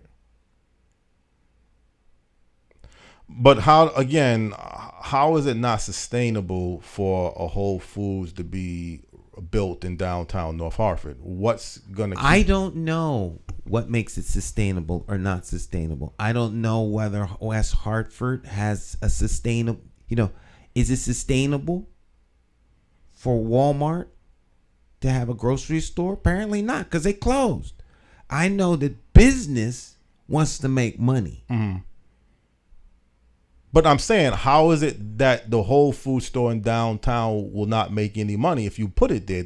Do the people have the means? It is just say Stan, not necessarily the truth. Mm-hmm. If Whole Foods could make a whole lot of money by putting a store downtown, they would put a store downtown. Right. That's how I could say that. Because they're motivated by profit. Yeah, but you're still not really giving me the direct answer I'm looking for. The people that live in the city would be the ones going to the Whole Food store. Not necessarily. So there would be people from the surrounding areas that would come. I don't know who's going to go there, Jonathan. Mm-hmm.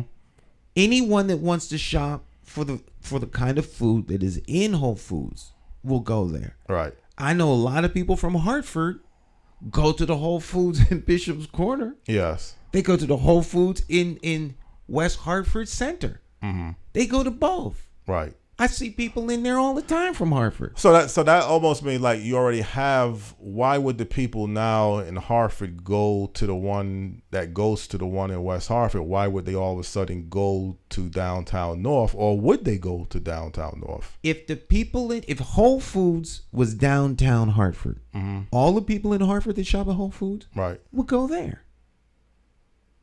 But it is not economically. There's no economic incentive for Whole Foods to put a store in downtown. Those people that go to West Hartford Center or Bishop's Corner would stop going there. Right. And they would go downtown, which means that the Bishop's Corner store, one of those two stores may have to close to go downtown. But I still think Whole Foods in West Hartford is being more supported by West Hartford, even though people in Hartford go there. That's where it is, and yes, a lot of people in West Hartford, apparently there's enough of a demand for Whole Foods products that they can support 2 stores. 2 stores. Not just with West Hartford, but Simsbury, over the Bloomfield, Hartford. Well, Avon. Well, to me, that doesn't make much sense to drive all the way from. I can see Hartford. It doesn't make sense to Bloomfield. you, Jonathan. But what I'm suggesting is that businesses put up storefronts because people come there. They may wind up in a particular locale because in that locale there are lots of people there. Now, let's use something that we use a very basic product. Illegal drugs. Now, they're not standing on the street corners in West Hartford selling drugs, but they are in Hartford. All right. The people in Hartford aren't supporting the drug dealers. They're not in Hartford because Hartford has this great appetite for drugs. People come all the way to Hartford to get their drugs. It's the drugstore, as you always mention. Right. They come from West Hartford. They come from Glastonbury. They come from Dewey. So people will drive for a product that they want. Well, I see your point on that level. The only thing I was suggesting or just inquiring about, I don't know if Avon or Glastonbury, if they have, I would assume they most likely have a Whole Foods. Glastonbury has a Whole Foods. Right. So if you have one in Glastonbury, it doesn't make much sense to go way out of your way because it's the same food products in Glastonbury. I go to the one in Glastonbury. I go to the one in West Hartford Center. I go to the one in Bishop's Corner. Those are the 3 Whole Foods that you go to. That I will go to. Okay. 1/6 dozen the other from where I am. If they put a Whole Foods in the middle of downtown Hartford, I would go there. Well, a whole lot of people would go there. But apparently not enough people to make Whole Foods want to build and put one there. That's my point. Well, the other side is where you have the Walmarts on Flatbush Avenue is very crowded constantly. So if you this is being hypothetical, but let's just say you replace that, like you mentioned, the other Walmarts went out of business that was near Bishop's Corner. It was just a food. They didn't sell other products. They only food. Only food. Okay. The Walmarts that was there. It was a Walmart food store. Oh, okay. I never even paid much attention. It was nice. It was great. You go to Walmart, then you go over to the Whole Foods. But still, if you put a Whole Foods where Flatbush, if Walmart's went out of business for whatever reason, and you put a Whole Foods on Flatbush Avenue or Flatbush where the Walmarts currently exist at, you don't think that would be a sustained? The same people that go to Walmart, Jonathan. Let's say it would be sustained if they put it there. We're on. I think we're on 2 different chapters in the same book. The issue is not can the data show that we have enough income in Hartford, particularly in North Hartford, that if you put a store here, you can't say that the people here won't shop there because they don't have enough income. Well, the statistics show that they do have enough income. The statistics show that they have enough income to buy a house that's $230,000. All this data doesn't mean a thing. If I am sitting in corporate, where am I going to put my store? The theft rate is higher there too. The shrinkage rate is higher there too. The tax rate is higher there too. Do I want to put my store there? Will other customers come there to shop? If the only customer that's going to come there to shop lives in North Hartford, there are not enough residents there to support my store. Well, that's the complete answer that I was looking for, that you just mentioned those other factors. So it's just not you mentioned the theft rate, the insurance rate. I'm not saying that those are the issues. I'm saying, but that's what the decision makers at the corporate are going to think about. Mm-hmm. There's no McDonald's downtown. Yeah, I know that. They closed the McDonald's downtown. Hartford's like one of the few cities in the world that doesn't have a McDonald's in the middle of the city. Right. There's a Burger King downtown, but the McDonald's, for whatever reason, they decided to close it. It's not there because we want a McDonald's. We deserve a McDonald's. You know, McDonald's could put one there if they wanted to, right? But they don't. So they close the one that's there and they're not there anymore. My point is that these decisions are not made by people protesting or by people making lofty speeches of need, this, that, and the third. They're there because someone in business decided, I'm going to put it there. It's sustainable. Now, Max Guattari wants to put a supermarket in North Hartford, and they won't let him. Mm-hmm. You mentioned that, yeah, on North Main Street, right? And that's in the article that you referenced. Reference to, yeah. Okay, so here's Max Guattari wants to put a supermarket in the North End, and the powers that be are doing everything they can to stop him. Mm-hmm. So the whole argument that we need a supermarket in downtown is foolishness. Yeah. When you drill down into how those things get to where they are. Mm-hmm. You know, I don't know if I would. I mean, I have no problem getting someone to discuss the ins and outs of having. I would rather probably just talk about business in general in the city more than just the grocery store. But I can understand, you know, that would be still a good conversation to find out why. I could give you people who are very, very pro supermarket. Mm-hmm. In downtown Hartford, in North Hartford. Mm-hmm.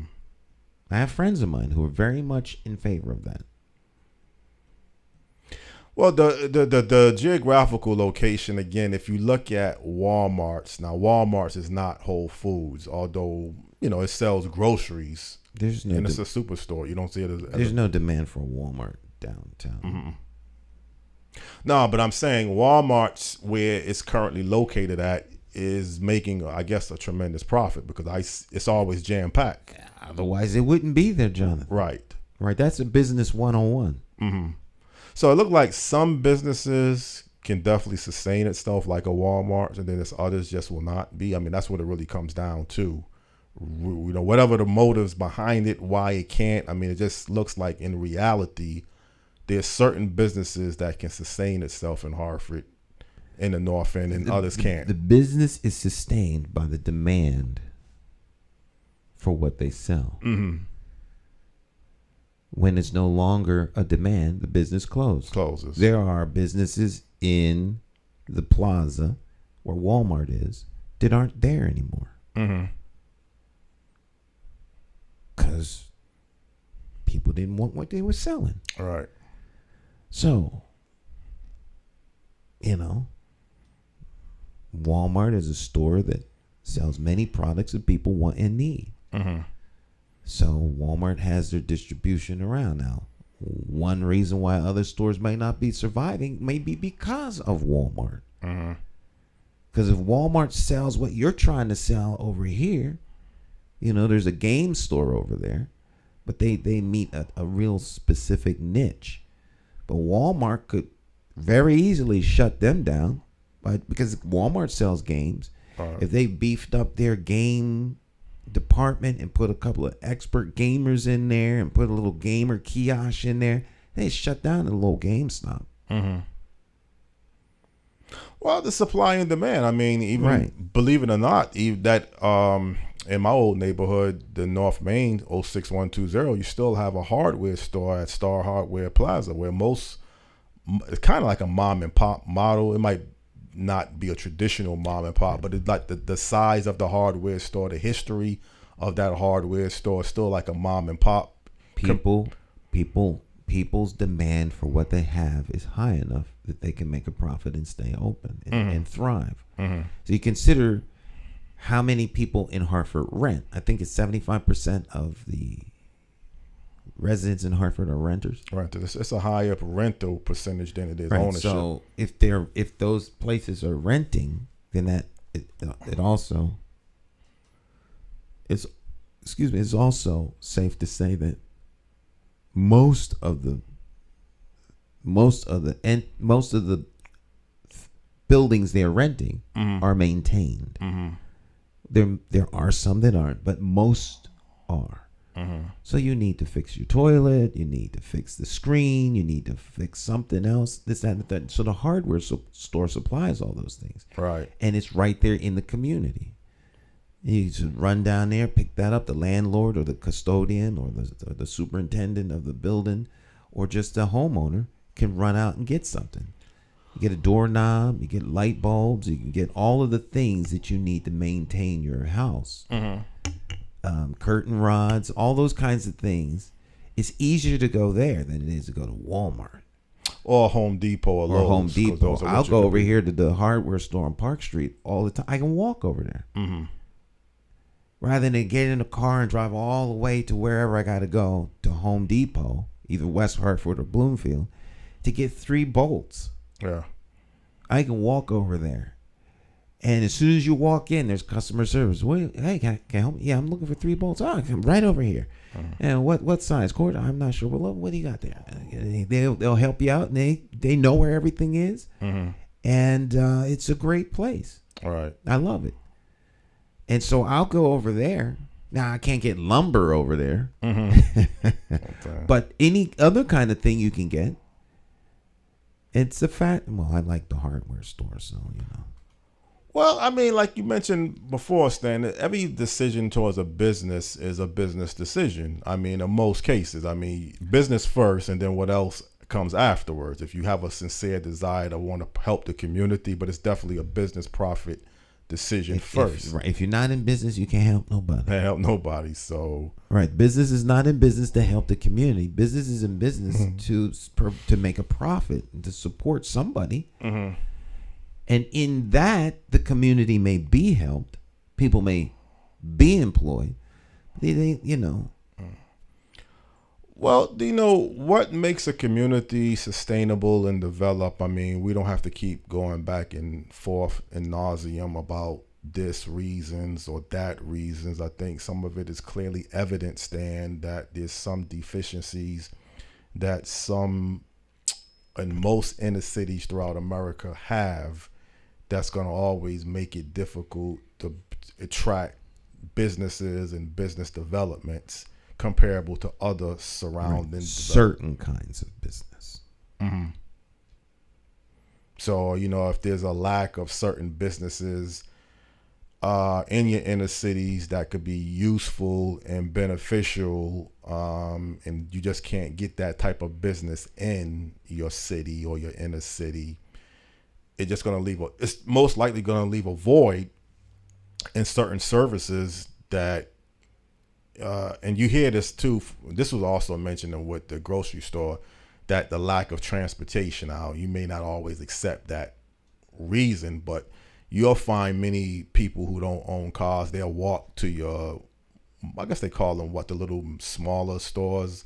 They got a name that they call those stores. They're not grocery stores, but they sell certain food products, the bodegas or whatever. Like your little bodega. Those are like corner stores. There are actually supermarkets in Hartford. There's Bravo. There's Bravo. There's well, those are grocery stores. I don't look at that as a supermarket. Right. It might. I say those that's are groceries. You know what? It would be a lot easier to ramp those stores up, to give them the resources that they would like to have fresher food, fruits, and vegetables, than it would be to build get a Walmart, to get a Whole Foods. It's like, what is it with Whole Foods? Why can't those stores be supported, and then they will be, they're there. Why? It doesn't make sense to me to belittle, dog, and demean the efforts of those people, those grocers, as though they should be shut down. Folk are trying to close those because they, if the stuff on their shelves are outdated, they send some inspectors in there and find them. Yeah. I don't understand this. And truthfully, some of the goods you get in the Bravo is just as good as what you'll get in Stop and Shop. I mean, of course, I've shopped at both. I mean, same product. Yeah.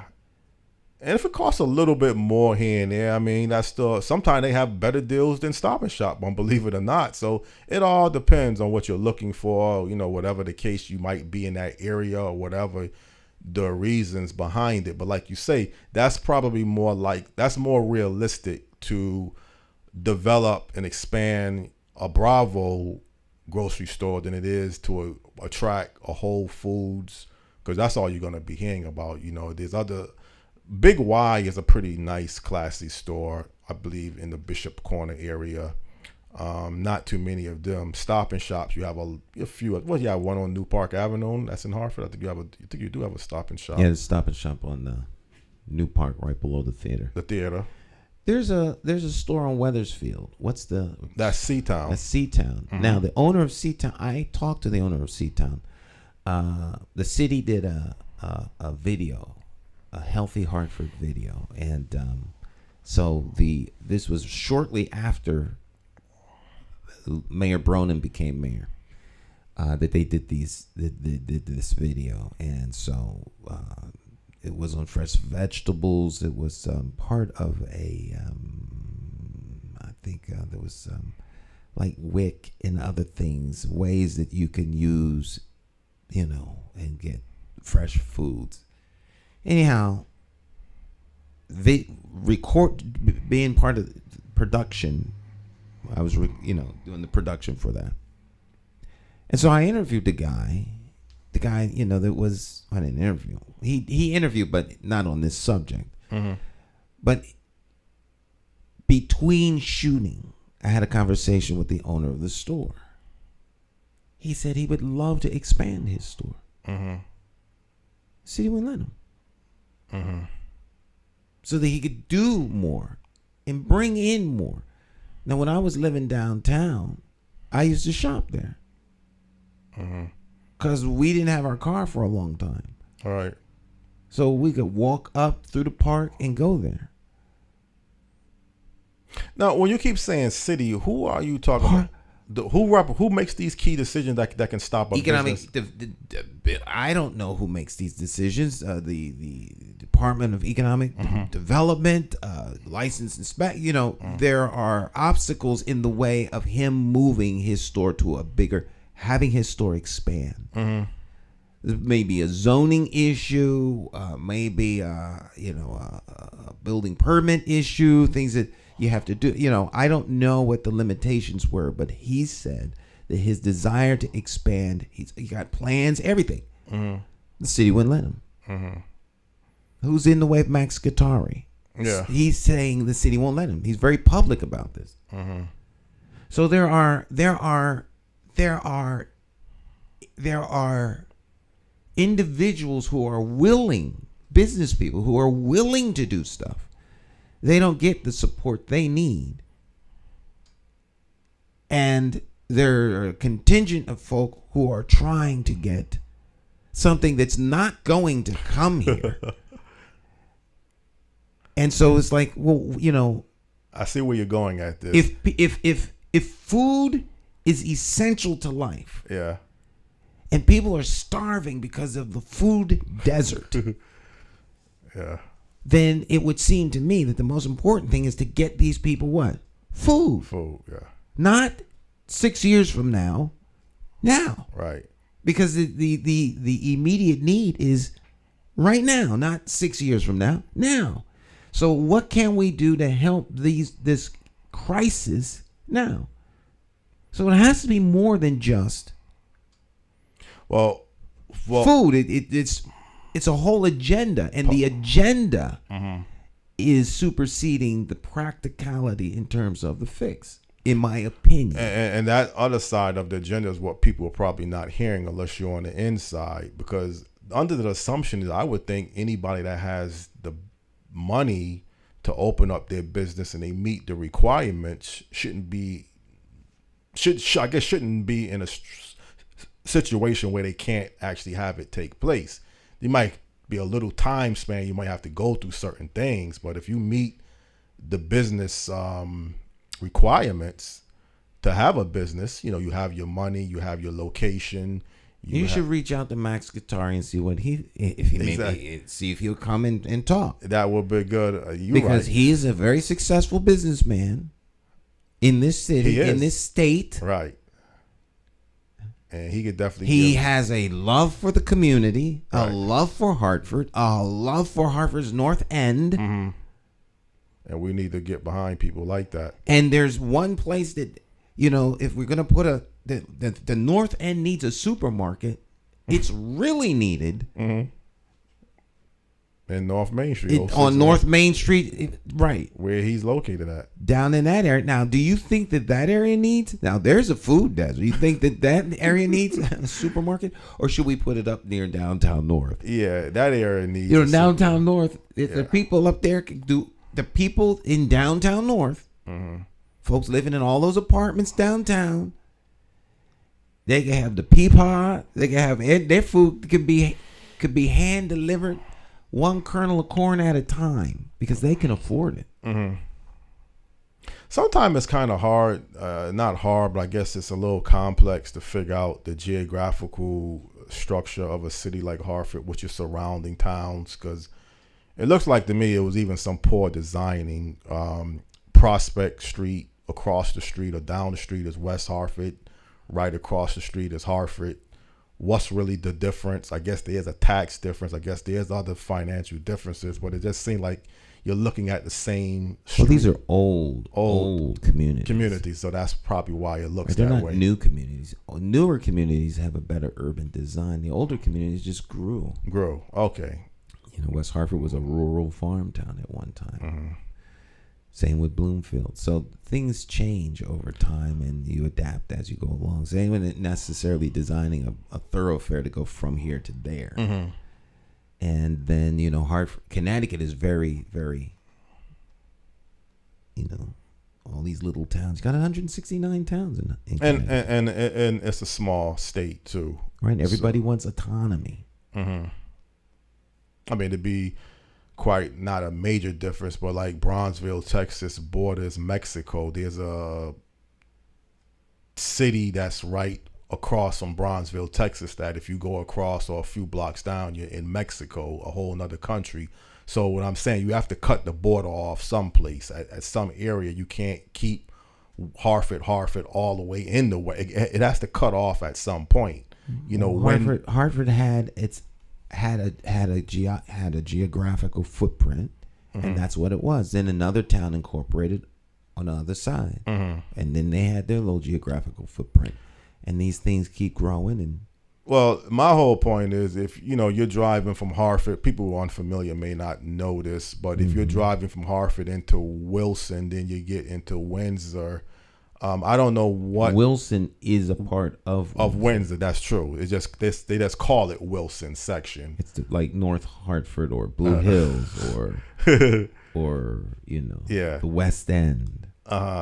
But I mean, if you all of a sudden saying because you live in Windsor, other than there may be some big tax differences, like obviously the school system would be different. Your children could go. So there are some differences why one city, a person may decide it's more of their interest to live in that town or city than the other side of Hartford. But just the way the buildings and the way the area, if you're going by appearance, I wouldn't say because you live in the Wilson section of Windsor, you're so much different than the North Main section. It looks almost the same to me. The houses look pretty much the same in most cases. I think you'd have to talk to the people that live in these sections of towns. Yeah. Because people are very passionate about where they live. It is. And, you know, Windsor's interesting because they define themselves by the exits. Yes. So, yeah, the upper numbers versus the lower numbers. I mean, it's all everywhere has this little ugly politics. Ugly politics, yeah. You know, because people are all about control and power. Mm-hmm. It doesn't matter where you live. Mm-hmm. It's everywhere. Yeah. Well, as I said before, Stan, until you really get in the inside of the circles, like you say, this Max business owner, people that's in business or people that's trying to do things, when you really get inside and interact and see what they're going through on the outside, it may be easy to figure out or say, and this should happen easily or that shouldn't happen. But when you're really in the inside and you see what they're going through, it seems like on one hand, I think you was kind of trying to move towards this statement when you were saying the people or the policymakers in Hartford should be getting behind the businesses that we already have. I think you was kind of going at downtown. It's nice to have a vital downtown. I think every city should have a thriving downtown where it's, developed in a different way, like a downtown image. But you may have some issues with they're trying to promote downtown Hartford for outsiders or outside the people who don't live in the city, more than they're not really concerned for the people that live in the city. I don't know if you was trying to address it that way or not, but I know you've made statements like that in the past, that the policymakers and the business movers and shakers, they're trying to develop downtown Hartford and downtown North to some degree to attract people outside and do everything they can for outside businesses and people more than the businesses and people that already live in the city. Is that still how you feel about how the downtown is moving towards? Well, I think downtown has,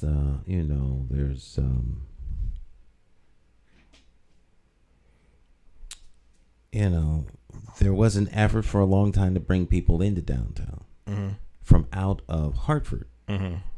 Because I guess those people would bring in money and they would spend the money downtown. So that's a really great thing.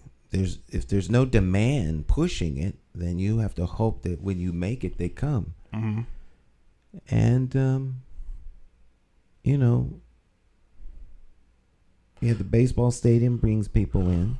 You was in favor of the baseball stadium. You thought I was always in favor of the baseball stadium. I was very public about that. Now that it's a grand success, everybody wants to jump in like they were for it. The baseball stadium is here. It is successful because of Pedro Segarra. It cost him his re-election. So, he paid for that stadium in more ways than one. I would have done the financing different if it was up to me, but there's nothing wrong with wanting to see Hartford grow and to bring people in. I just don't think it should be at the expense of the people who are here. That's all. Yeah. Because there are a multitude of issues and a multitude of interests that are that need to be satisfied. So, well, like you said before about being mutually beneficial, if there's a way that you could do both, I mean, like you say, it doesn't have to be at the expense of Hartford residents or the city of Hartford to have success. If you could develop, downtown, because it used to be the point when downtown appeared like it was for everybody. I mean, people from all over Connecticut would come to G Fox's, and people that lived in the city would come downtown. I mean, truthfully, I got to be honest, I don't shop really downtown. I don't circulate. The only business I go to really is Harvey and Lewis. I love their business for eyewear. And other than that, I mean, every now and then I might stop at this place or stop at that place, but regularly, and I think I kind of might speak for the majority of people, they just don't go downtown and circulate throughout the week like it used to be. I mean, that's just point blank. Whether times have changed for whatever reason, and the big scope is the city downtown is not looked at as a place for all different social economic levels of people. it looks like there's a lot of gaps in between. Well, downtown Hartford's not that big. Yeah, but it used to be a city that had it used to be jam packed. I mean, it's not that. Yeah, but it didn't used to be a West Hartford mall. It didn't used to be a Buckland Hills mall, and it, was in the 50s, and everyone came into Hartford, and it was a great store in Hartford called G Fox, and everyone shopped there, and that's where you went. You went downtown. Yeah, and the Whalers used to be down playing hockey down. Right. So it was a different time. We don't live in the past. But what are they trying to develop it to? I mean, you could still develop your city where it could still be vital in your downtown. You can desire to have these things. In the face of how people shop being present, you can ignore it, right, and build storefronts and hope that people will just, I'm not going to stay home and shop and have my stuff delivered. Or you can make adjustments based upon the things you see happening. What you may want is different than what is.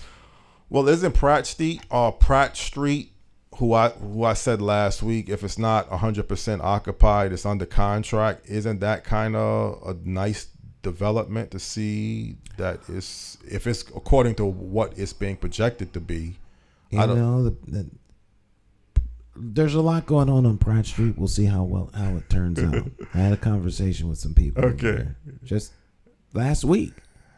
So it sounds like it may not be all what is cracked up to. I think now that Pratt Street has some of the people who are on Pratt Street who are a little bit more influential than others have moved toward making Pratt Street more of a destination for people who actually live in Hartford. Okay. You have salsa on Pratt Street. There's things, and then you can't get on the street because it's packed. It's packed, yeah. Because you're appealing to the people who actually live in the city. So there's no outreach to make the city's residents a part of this vibrant growth.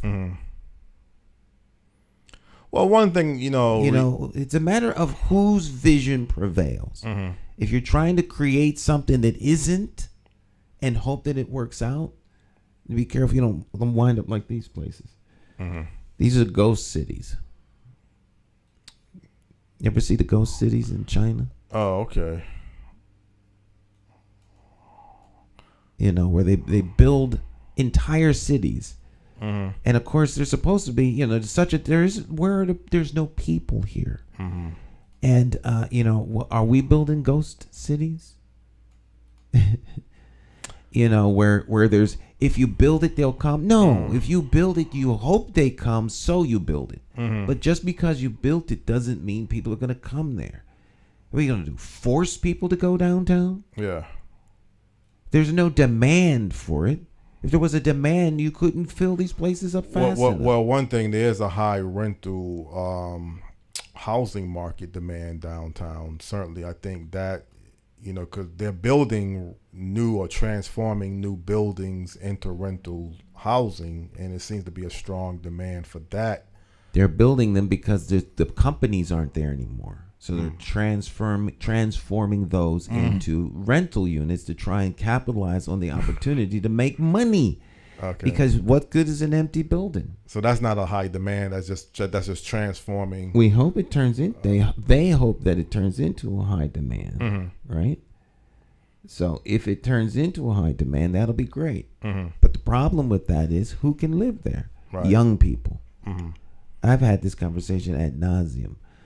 But young people move into downtown, and it's downtown. Arts, entertainment, lights, glitz. And then you've eaten everywhere. You've shopped everywhere. Yeah. You've gone from Main Street down Pratt Street to the Civic Center Mall. Oh, there's no Civic Center Mall. And then you come back up Pratt Street, you go down maybe Asylum. That's it. That's it, yeah.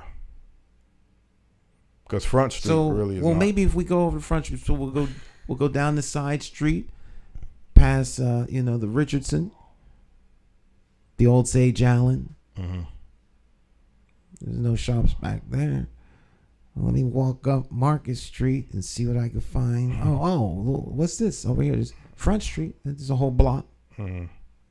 The restaurants, there's no stores. Yeah. Can't buy any retail. Can't buy clothes. There's a bookstore. Oh, let me walk up and go stop at the Athenaeum. There's the park. Maybe, let's go see what's happening at the Bushnell. See a play. Oh, go to Hartford Stage. Mm-hmm. Go to Theater Works. Or the Science Center, maybe. Oh, yeah, I forgot about it. We go to the Science Center. Oh, this was a cool display. When they're going to change this in August. I don't have any kids, so I don't know. Yeah. So, I mean, there's not that much to hold you as a resident. This is not New York. Mm-hmm. You'll die before you eat at every restaurant in New York City. In New York, yes. So, where's the Pakistani restaurant, the Indian restaurant, the West Indian restaurant, the Thai restaurant, the Polish restaurant? They're in Hartford, but they're all over the city. All over the city, yeah. But we're focusing on downtown. And so, the restaurants downtown are not open. You come downstairs on a Saturday morning and things aren't open yet. Sunday, everything's closed. Because it's a small town with tall buildings. And that's the reality. So they keep trying to make it into this thing that it isn't. And so, it just... But again, I think if the city leaders and they reached out, because some of those businesses that you just mentioned, you have to go in the neighborhoods. The Caribbean population is very high and very, profitable. They support a lot of their businesses. And a small city like Hartford, I mean, you could have a nice, and I guess Russell, that is a West Indian American. The Russell is out in West Hartford now. But then they put it something where it used to be at. Isn't there some business? It may not be the Russell. It may be like another. On Pratt Street? No.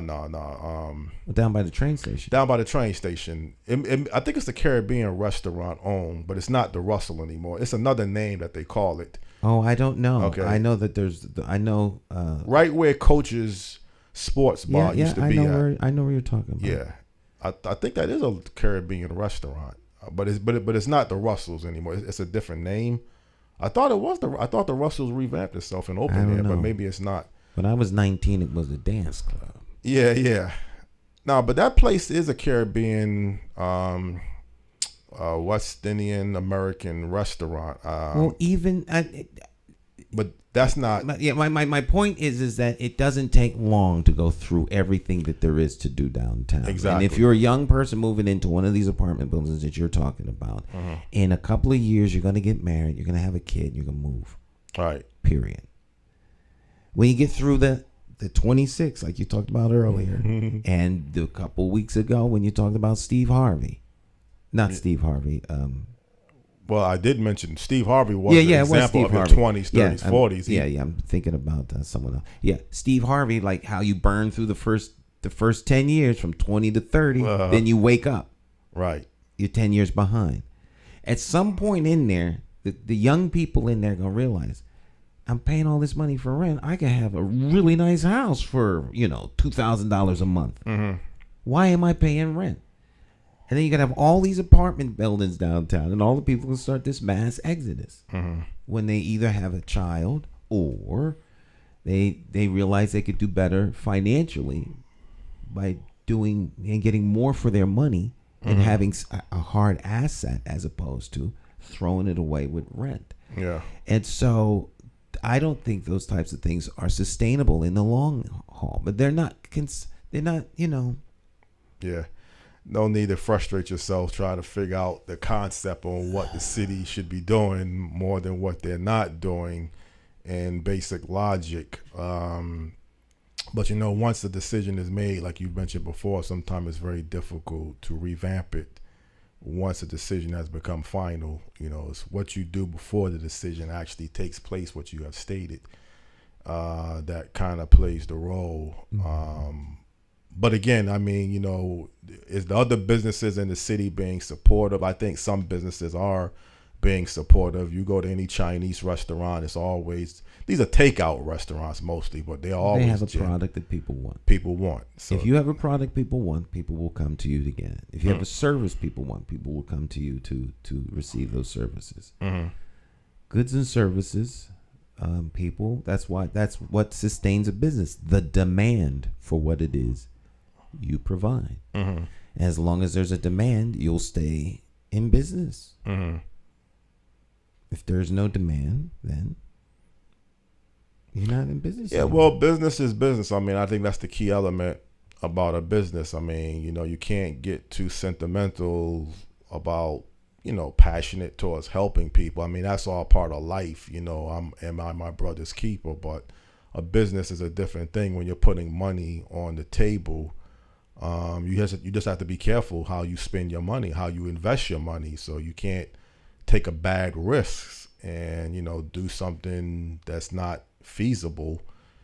Like you're mentioning, if a business don't see their business being sustained or being supported, then it's just not gonna be to their best interests.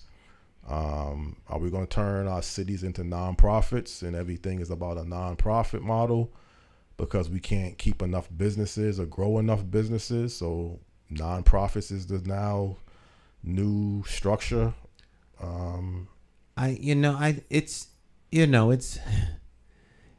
It's just a matter of how the community and the people in charge see things. Every town in Connecticut doesn't have a thriving downtown. Some of them are very small, almost non-existent. Yeah. But the community does well. Hartford as a community could do better if the people that run Hartford were focused on serving the constituents instead of a grand plan to create some, you know, grandiose business that only spends money with construction and all this other stuff and all these things that happen as opposed to actually serving the need. Should there be a thriving downtown? It would be nice. Would there be it would be great if people just came here all day long and it was packed out and there were concerts going on and there was conventions happening all the time. If all those things were happening, no one's against those things. But do you set your goal to make those things happen, or do you set your goal to serve the people here, build a better quality of life among the residents, make their earning power better so that they can contribute in taxes better, make better housing, make the housing that's here better? There are so many things that could be done to make Hartford a better place for Hartford. But the powers that be have chosen that is not the priority, in my opinion. You know, I don't know, maybe to get off the topic slightly, but still connected. I mean, I don't know if you see it the same way, Stan, but some economic experts, I mean, Dave Walker was on the program a couple of years ago, and I remember him mentioning that this era that we're in now, if you have skills and highly educated and you're going to become extremely marketable. And sometimes I debate people about the worker shortage. Is there really what is justifying the worker shortage? Is people just not making enough money? They just want to be more selective. But other than that, you would think right now this was one of the best eras to be in. If you're looking for economic advancement, you're looking to get into the economic economy. I don't know about businesses, that might be a little different, but just as a job or even starting home-based businesses, people are working remote now. You said that's always been around for a while, but maybe the pandemic kind of pushed the remote working model a little bit stronger or a lot stronger. But it's almost like, would you say today, Stan, you could kind of select any type of opportunity or avenue that you want to go down because is the door wide open? I mean, that's kind of what I'm really trying to find out. It seems to me the door is wide open. If it may not be wide open for you here in Hartford or in Litchfield or in, you know, Birmingham. You don't know. Depending upon where you are, you may have to move to take advantage of those opportunities. I think people become sedentary. They want the opportunity to come to them as opposed to going to where the opportunities are. Opportunities are out there, but sometimes you have to go to them. Yeah. Well, I mean, not to really put your situation of the past with you running for mayor, but I remember when you ran for mayor, the 2011 election, I want to kind of just ask you about more than even the 2007 and 2019, because you had just recently, got fired from the Hartford Public Access Station, and you spent like a 4-year period building up the network, and then simultaneously you was running for public office in 2011, and then things didn't work out with the election results that you wanted it, but then the network kind of moved into a different level. Saying that to say, was that an easy decision? I mean, because I think you was looking for a job actually all over the country at one point. I think after the 2011 election, you realized, well, I'm not going to become mayor right now. I'm not working for the Hartford Public. Well, no, you that was 2007.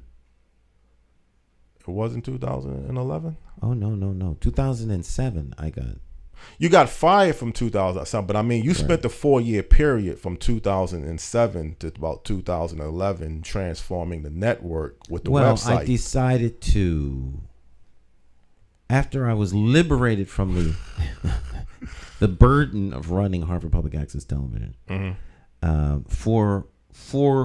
because I ran for mayor, I was terminated, and so. At that point, I started looking for jobs, but decided to stay here and focus on my business. Right. That wasn't 2011. It wasn't 2007. Okay, I guess I'm a little mixed up with the dates. Right. That's when I first started AccessTV.org, which wasn't AccessTV.org. It was HPATV5.com. Well, I thought the 2000. And then it became AccessTV.org. But that still was a 4-year period that I thought it took for you to get the network built.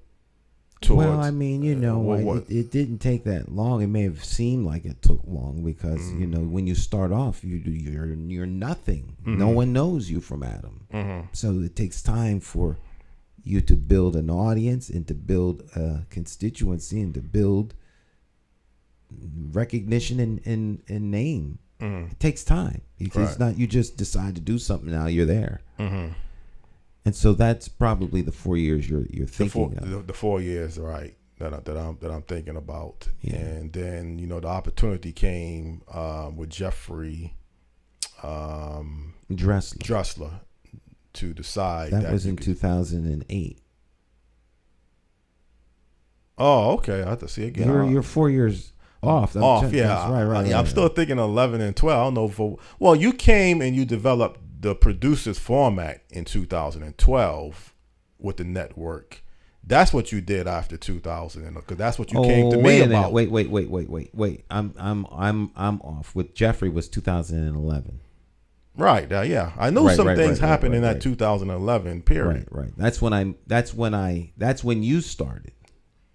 Well, 2012 technically is right. Well, the network had been long before you started. Ritmo Latino. There was all kinds of shows. The cooking shows. We had a fashion show. We did all kinds. We had a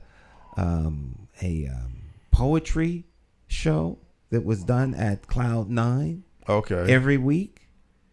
Well, where was I at, man? The Ritmo Latino we did almost 40 episodes of Ritmo Latino with Angel Arce. It was live salsa, live. Yeah. In a club, out of a club. We taped every week. Yeah. The Fiona Stone with the definition of style.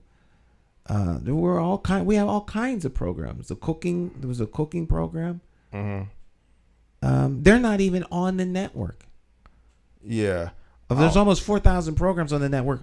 All of those programs aren't even on the net because we had our own servers at that time. Mm-hmm. And that was before they told you can't host video on the servers anymore.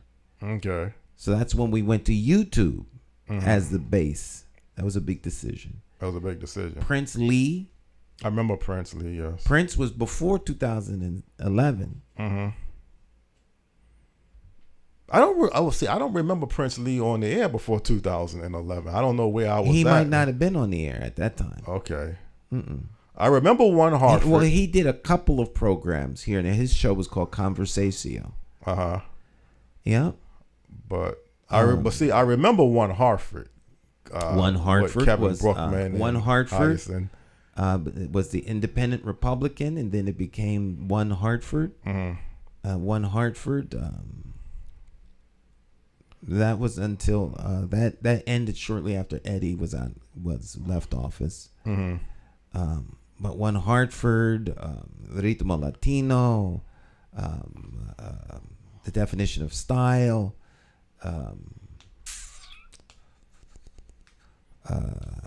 Poets. I want to say Poets Corner. Poets Corner. Yeah. Poets with Sherelle, Renee. Sherelle. Can't. These things escape me. It's just so. For some reason, I can't even remember all of these things on your network. You weren't around. I weren't around. You weren't around. Okay. You weren't around then. Mm-hmm.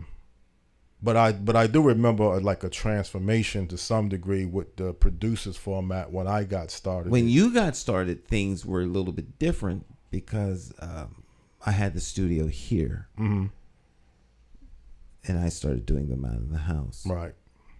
Well, see, again, that's my whole concept of now you made a decision to do things. Well, you still are a videographer that you do things on location for your clients.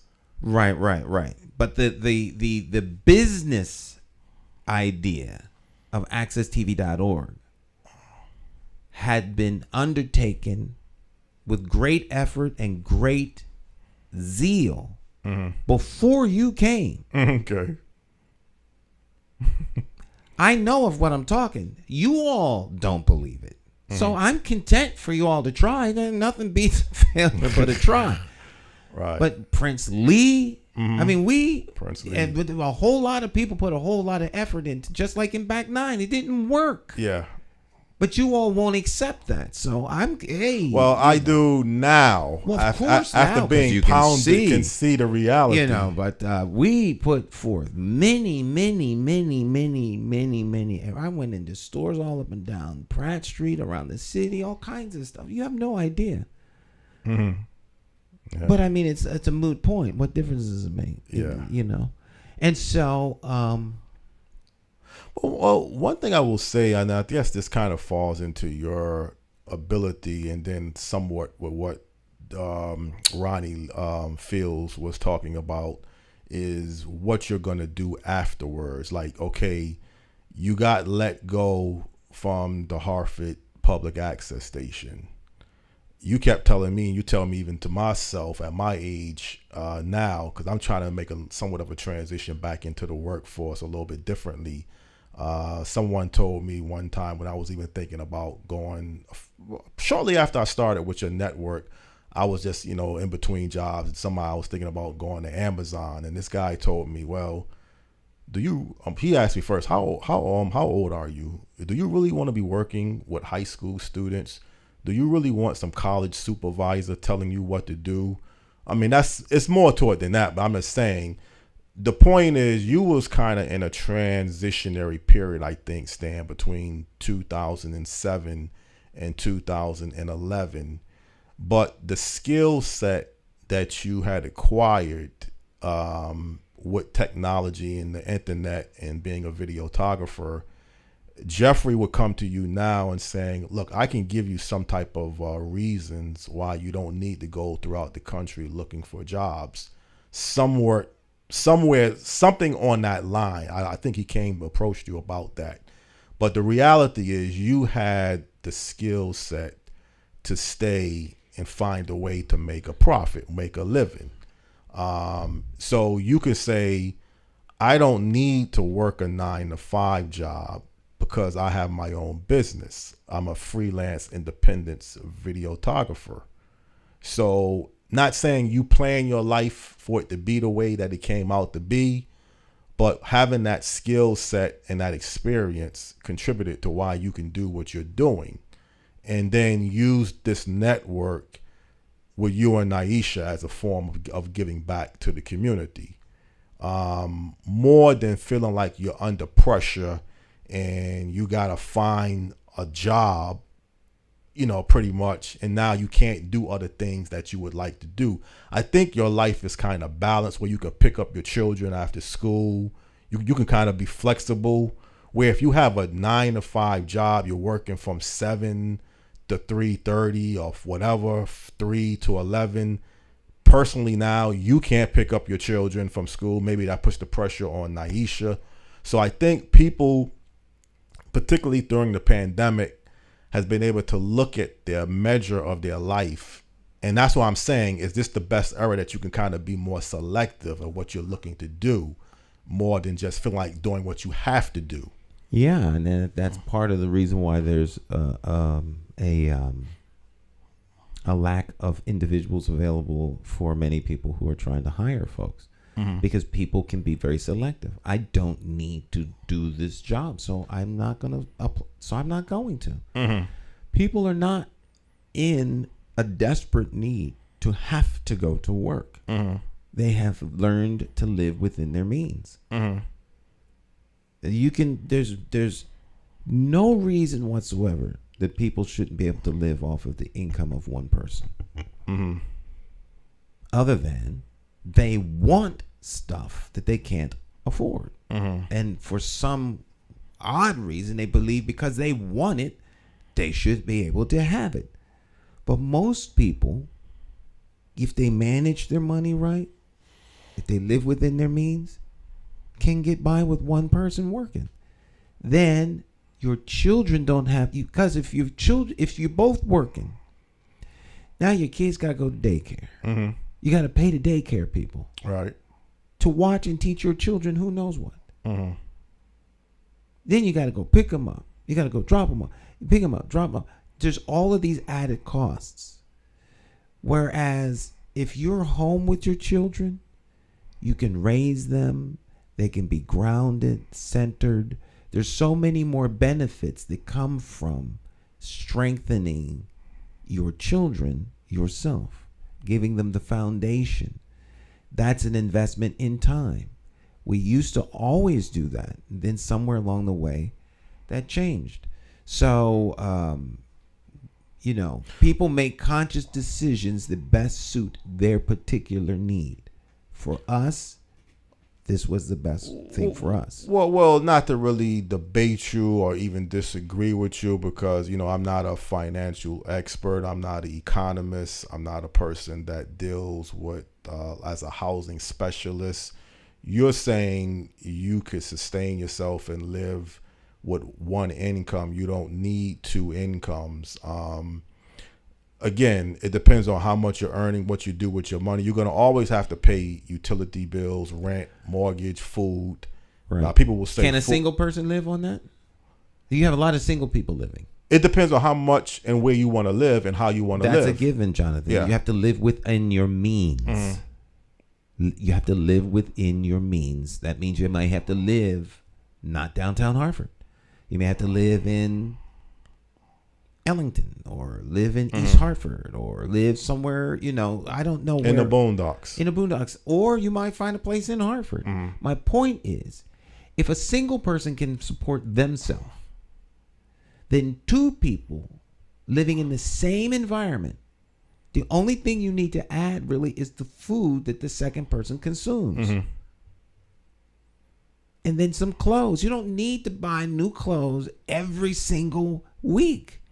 Yeah, At some point, you reach a maximum that you have all that you need. You know what? Now it goes to what I want. I want a new car. I want to go on vacation. Those things are all great. But there are a whole lot of people in the country and around the world who don't have the luxury of doing those things, and they're content and happy. First world people are content and happy and don't have a whole lot of these material possessions. They're at one with their environment, at one with their community, one with their families and their people, and they're not struggling. Mm-hmm. And so we come along and want to impose a consumer capitalistic mindset on them, where you have to consume. We consume so much that we can't keep it, so we wind up throwing good stuff away. Yeah. Because we're tired of it. And so we buy something new. People have had like 10, 15 phones that all do the same thing. Mm-hmm. But this one is thinner. This one has got a little bit extra button. Mm-hmm. They moved the buttons on this one to be here. We're addicted to consumption, and that's a very, very expensive.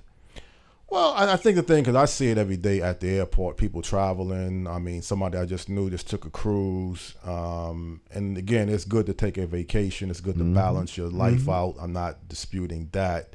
But no trip to Europe is going to be for $200. I mean, you got to be realistic. Yeah, so those people are making lots of money, and they want to spend they want to go on vacation. I'm not against. But see, I don't think we're all talking people about people who have decided not to go back to work. Mm-hmm. You put forth as an idea that people have reassessed their lives to where they're content. I'm just suggesting that you can actually do that. And so those people, to them, working somewhere that they hate for a boss they can't stand isn't worth it. Right. And during the pandemic, they realized, I don't need to work. My husband works, or my wife works, and I take care of the kids, or I take care of the house. They're not forced into this false paradigm of we must do this stuff. And so they've changed their lifestyle. Well, that's part of it. I mean, I'm not, and then that may be a big part of it too. I know some people try to speculate because the stimulus money has all ran out. The income. Some people did very well with your income tax. I mean, some people just decided to find other avenues to. And I said this last week, to manage your time. If you could figure out that I can make money doing something less hours than I can a full-time hourly rate, as the person I know in one business, go for it. So right. There's other factors too, but that's probably what you just mentioned is a big factor too. That people, right. At the end of the day, Jonathan, we go round and round about this for the next 60 years. Mm-hmm. Human beings do what is in their personal best interest and what makes them feel good. Mm-hmm. Just because there's a demand for work doesn't mean that you're going to have the labor force. And right now, they don't have the labor force. Mm-hmm. And you got all these people trying to figure out why. But the most obvious one is the one they won't accept. Mm-hmm. People don't want to work for you. Yeah. And they are not going to. And they're still surviving. Mm-hmm. They're not starving to death. Right. They're not in desperate straits. They're not in survival mode, or they would go to work. Mm-hmm. They've adapted to be able to not need those jobs. Mm-hmm. These jobs weren't created. The workforce diminished. Yeah. Well, the selective mode too. I mean, again, I would still rather play the cards when you have more options as the employee or the person that's looking to generate revenue. Like if you can say now, I again don't have to take this job because it's the only job that I can get. More than I could do another. I mean, it is a marketable. It's right now they say. It's the workers, or it's an employee-driven market. It used to be a time it used to be the other way around. It was an employer-driven. It was hard to get certain jobs, right. Hard to find work. But it's not now. It's not now. Right. But being selective, because now being marketable and selective. I don't know how marketable you are. They need Waiters. Yeah. How marketable do you need to be? Right. They need waiters. But people don't want to do wait. Wait. They don't want to be wait staff. Right. So restaurants are in a very tough way. That means that you're going to have to pay people more or use technology. There's something that has to give, or they're going to be out of business. This is not rocket science. Yes. The electric boat needs welders. If you don't have welding skill, they'll teach you. This is a great time to go and get a job if you want to be a welder. Right. If you don't want to weld, they're going to have to come up with some other way to build submarines. Get robots, get AI that does welding, you know. But if you're the employer and you have work that needs to be done and you need human beings to do the work, you better find those human beings. You're going to have to compensate them at a higher rate. You got to charge your customer more money, something. Otherwise, you will be out of business. Or you have to come up with an alternative, which may be robots. Some sort of automation. Now, when people decide that they need the job, or they need the income, the work is no longer available. Now it flips. Now we have more workers than we have work. Now I don't have to pay you anything. I can pay you dirt cheap. I don't need you. Now the workers' power diminishes. So right now there are more people who need laborers than there are laborers. Right. So the options are abundant for somebody. It is up to that person to make the choice as to what they want to do. It's no more complicated than that. Well, that's what Ronnie Fields was talking about earlier, beyond just basketball. Again, if you don't want to be, because I said this, if you don't want to be a warehouse worker, or you don't want to do some job with a boss over your back, okay, figure out what it is that you want to do and what it is that you're capable of doing, and hope there's a job, and hope that there's a job there. So you can say that's selective more than being marketed. That's just you selecting which path that you want to go down, or which career or whatever you want to do. And because you may have more choices now than you would have had, like you say, when it gets to they don't need you, then you may be, I'm not in this position to be selective. I got now, time is running out. I've lost my money or whatever. So having the type of training or whatever you need is still something people should do. I don't want to say what you're saying. People are got so content that they can just kick back, relax, and take it easy, and don't try to upgrade yourself and develop yourself, because anything, the pandemic, it could have easily destroyed the whole economy. I mean, in many cases it did. Okay. There's a lot of people that were out of business. So their businesses were destroyed. So actually it did destroy it. It did a lot of damage when they shut down the economy. The pandemic didn't do that. Leaders made that decision. Shutting down.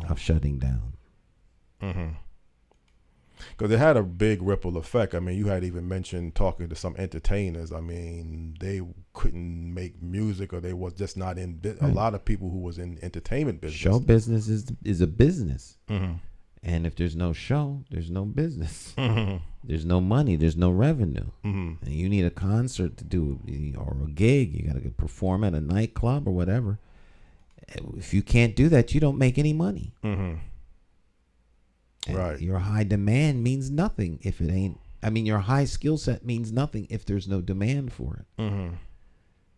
And if you can't adapt, then you're going to be done. Yeah.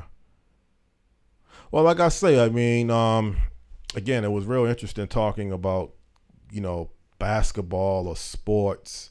But again, the big picture is life. And, everybody got to work with what you're capable of working with. I mean, that's the whole grand scheme of it. But again, hopefully, the network and whatever plans you have with the network can continue to flourish.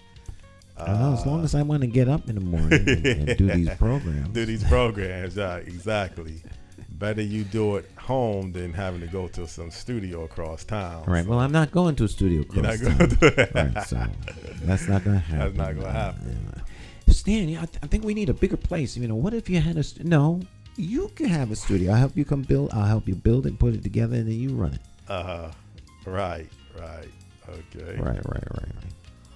Well, again, look forward to your programs later this week. Hopefully, you'll have a live show Wednesday. Wednesday we should be live. Should be live. Yeah, it should be live Friday. Yeah, Tuesday is a Board of Education meeting. That should be, those are always interesting to me anyway. Mm-hmm. Yeah, so. Right. And let me work on getting a guest confirmed for next Monday. But again, just trying to find something as an informative, interesting topic to bring, and appreciate you giving me the platform. Well, it's always good to have you here, Jonathan. Guests are always very interesting and always want to hear from what they have to say. So, all right, my friends, we're out of time. We'll see you next time. Share the program with family, friends, and foe. That way you keep them in the know. We'll see you next time. Bye. Bye-bye.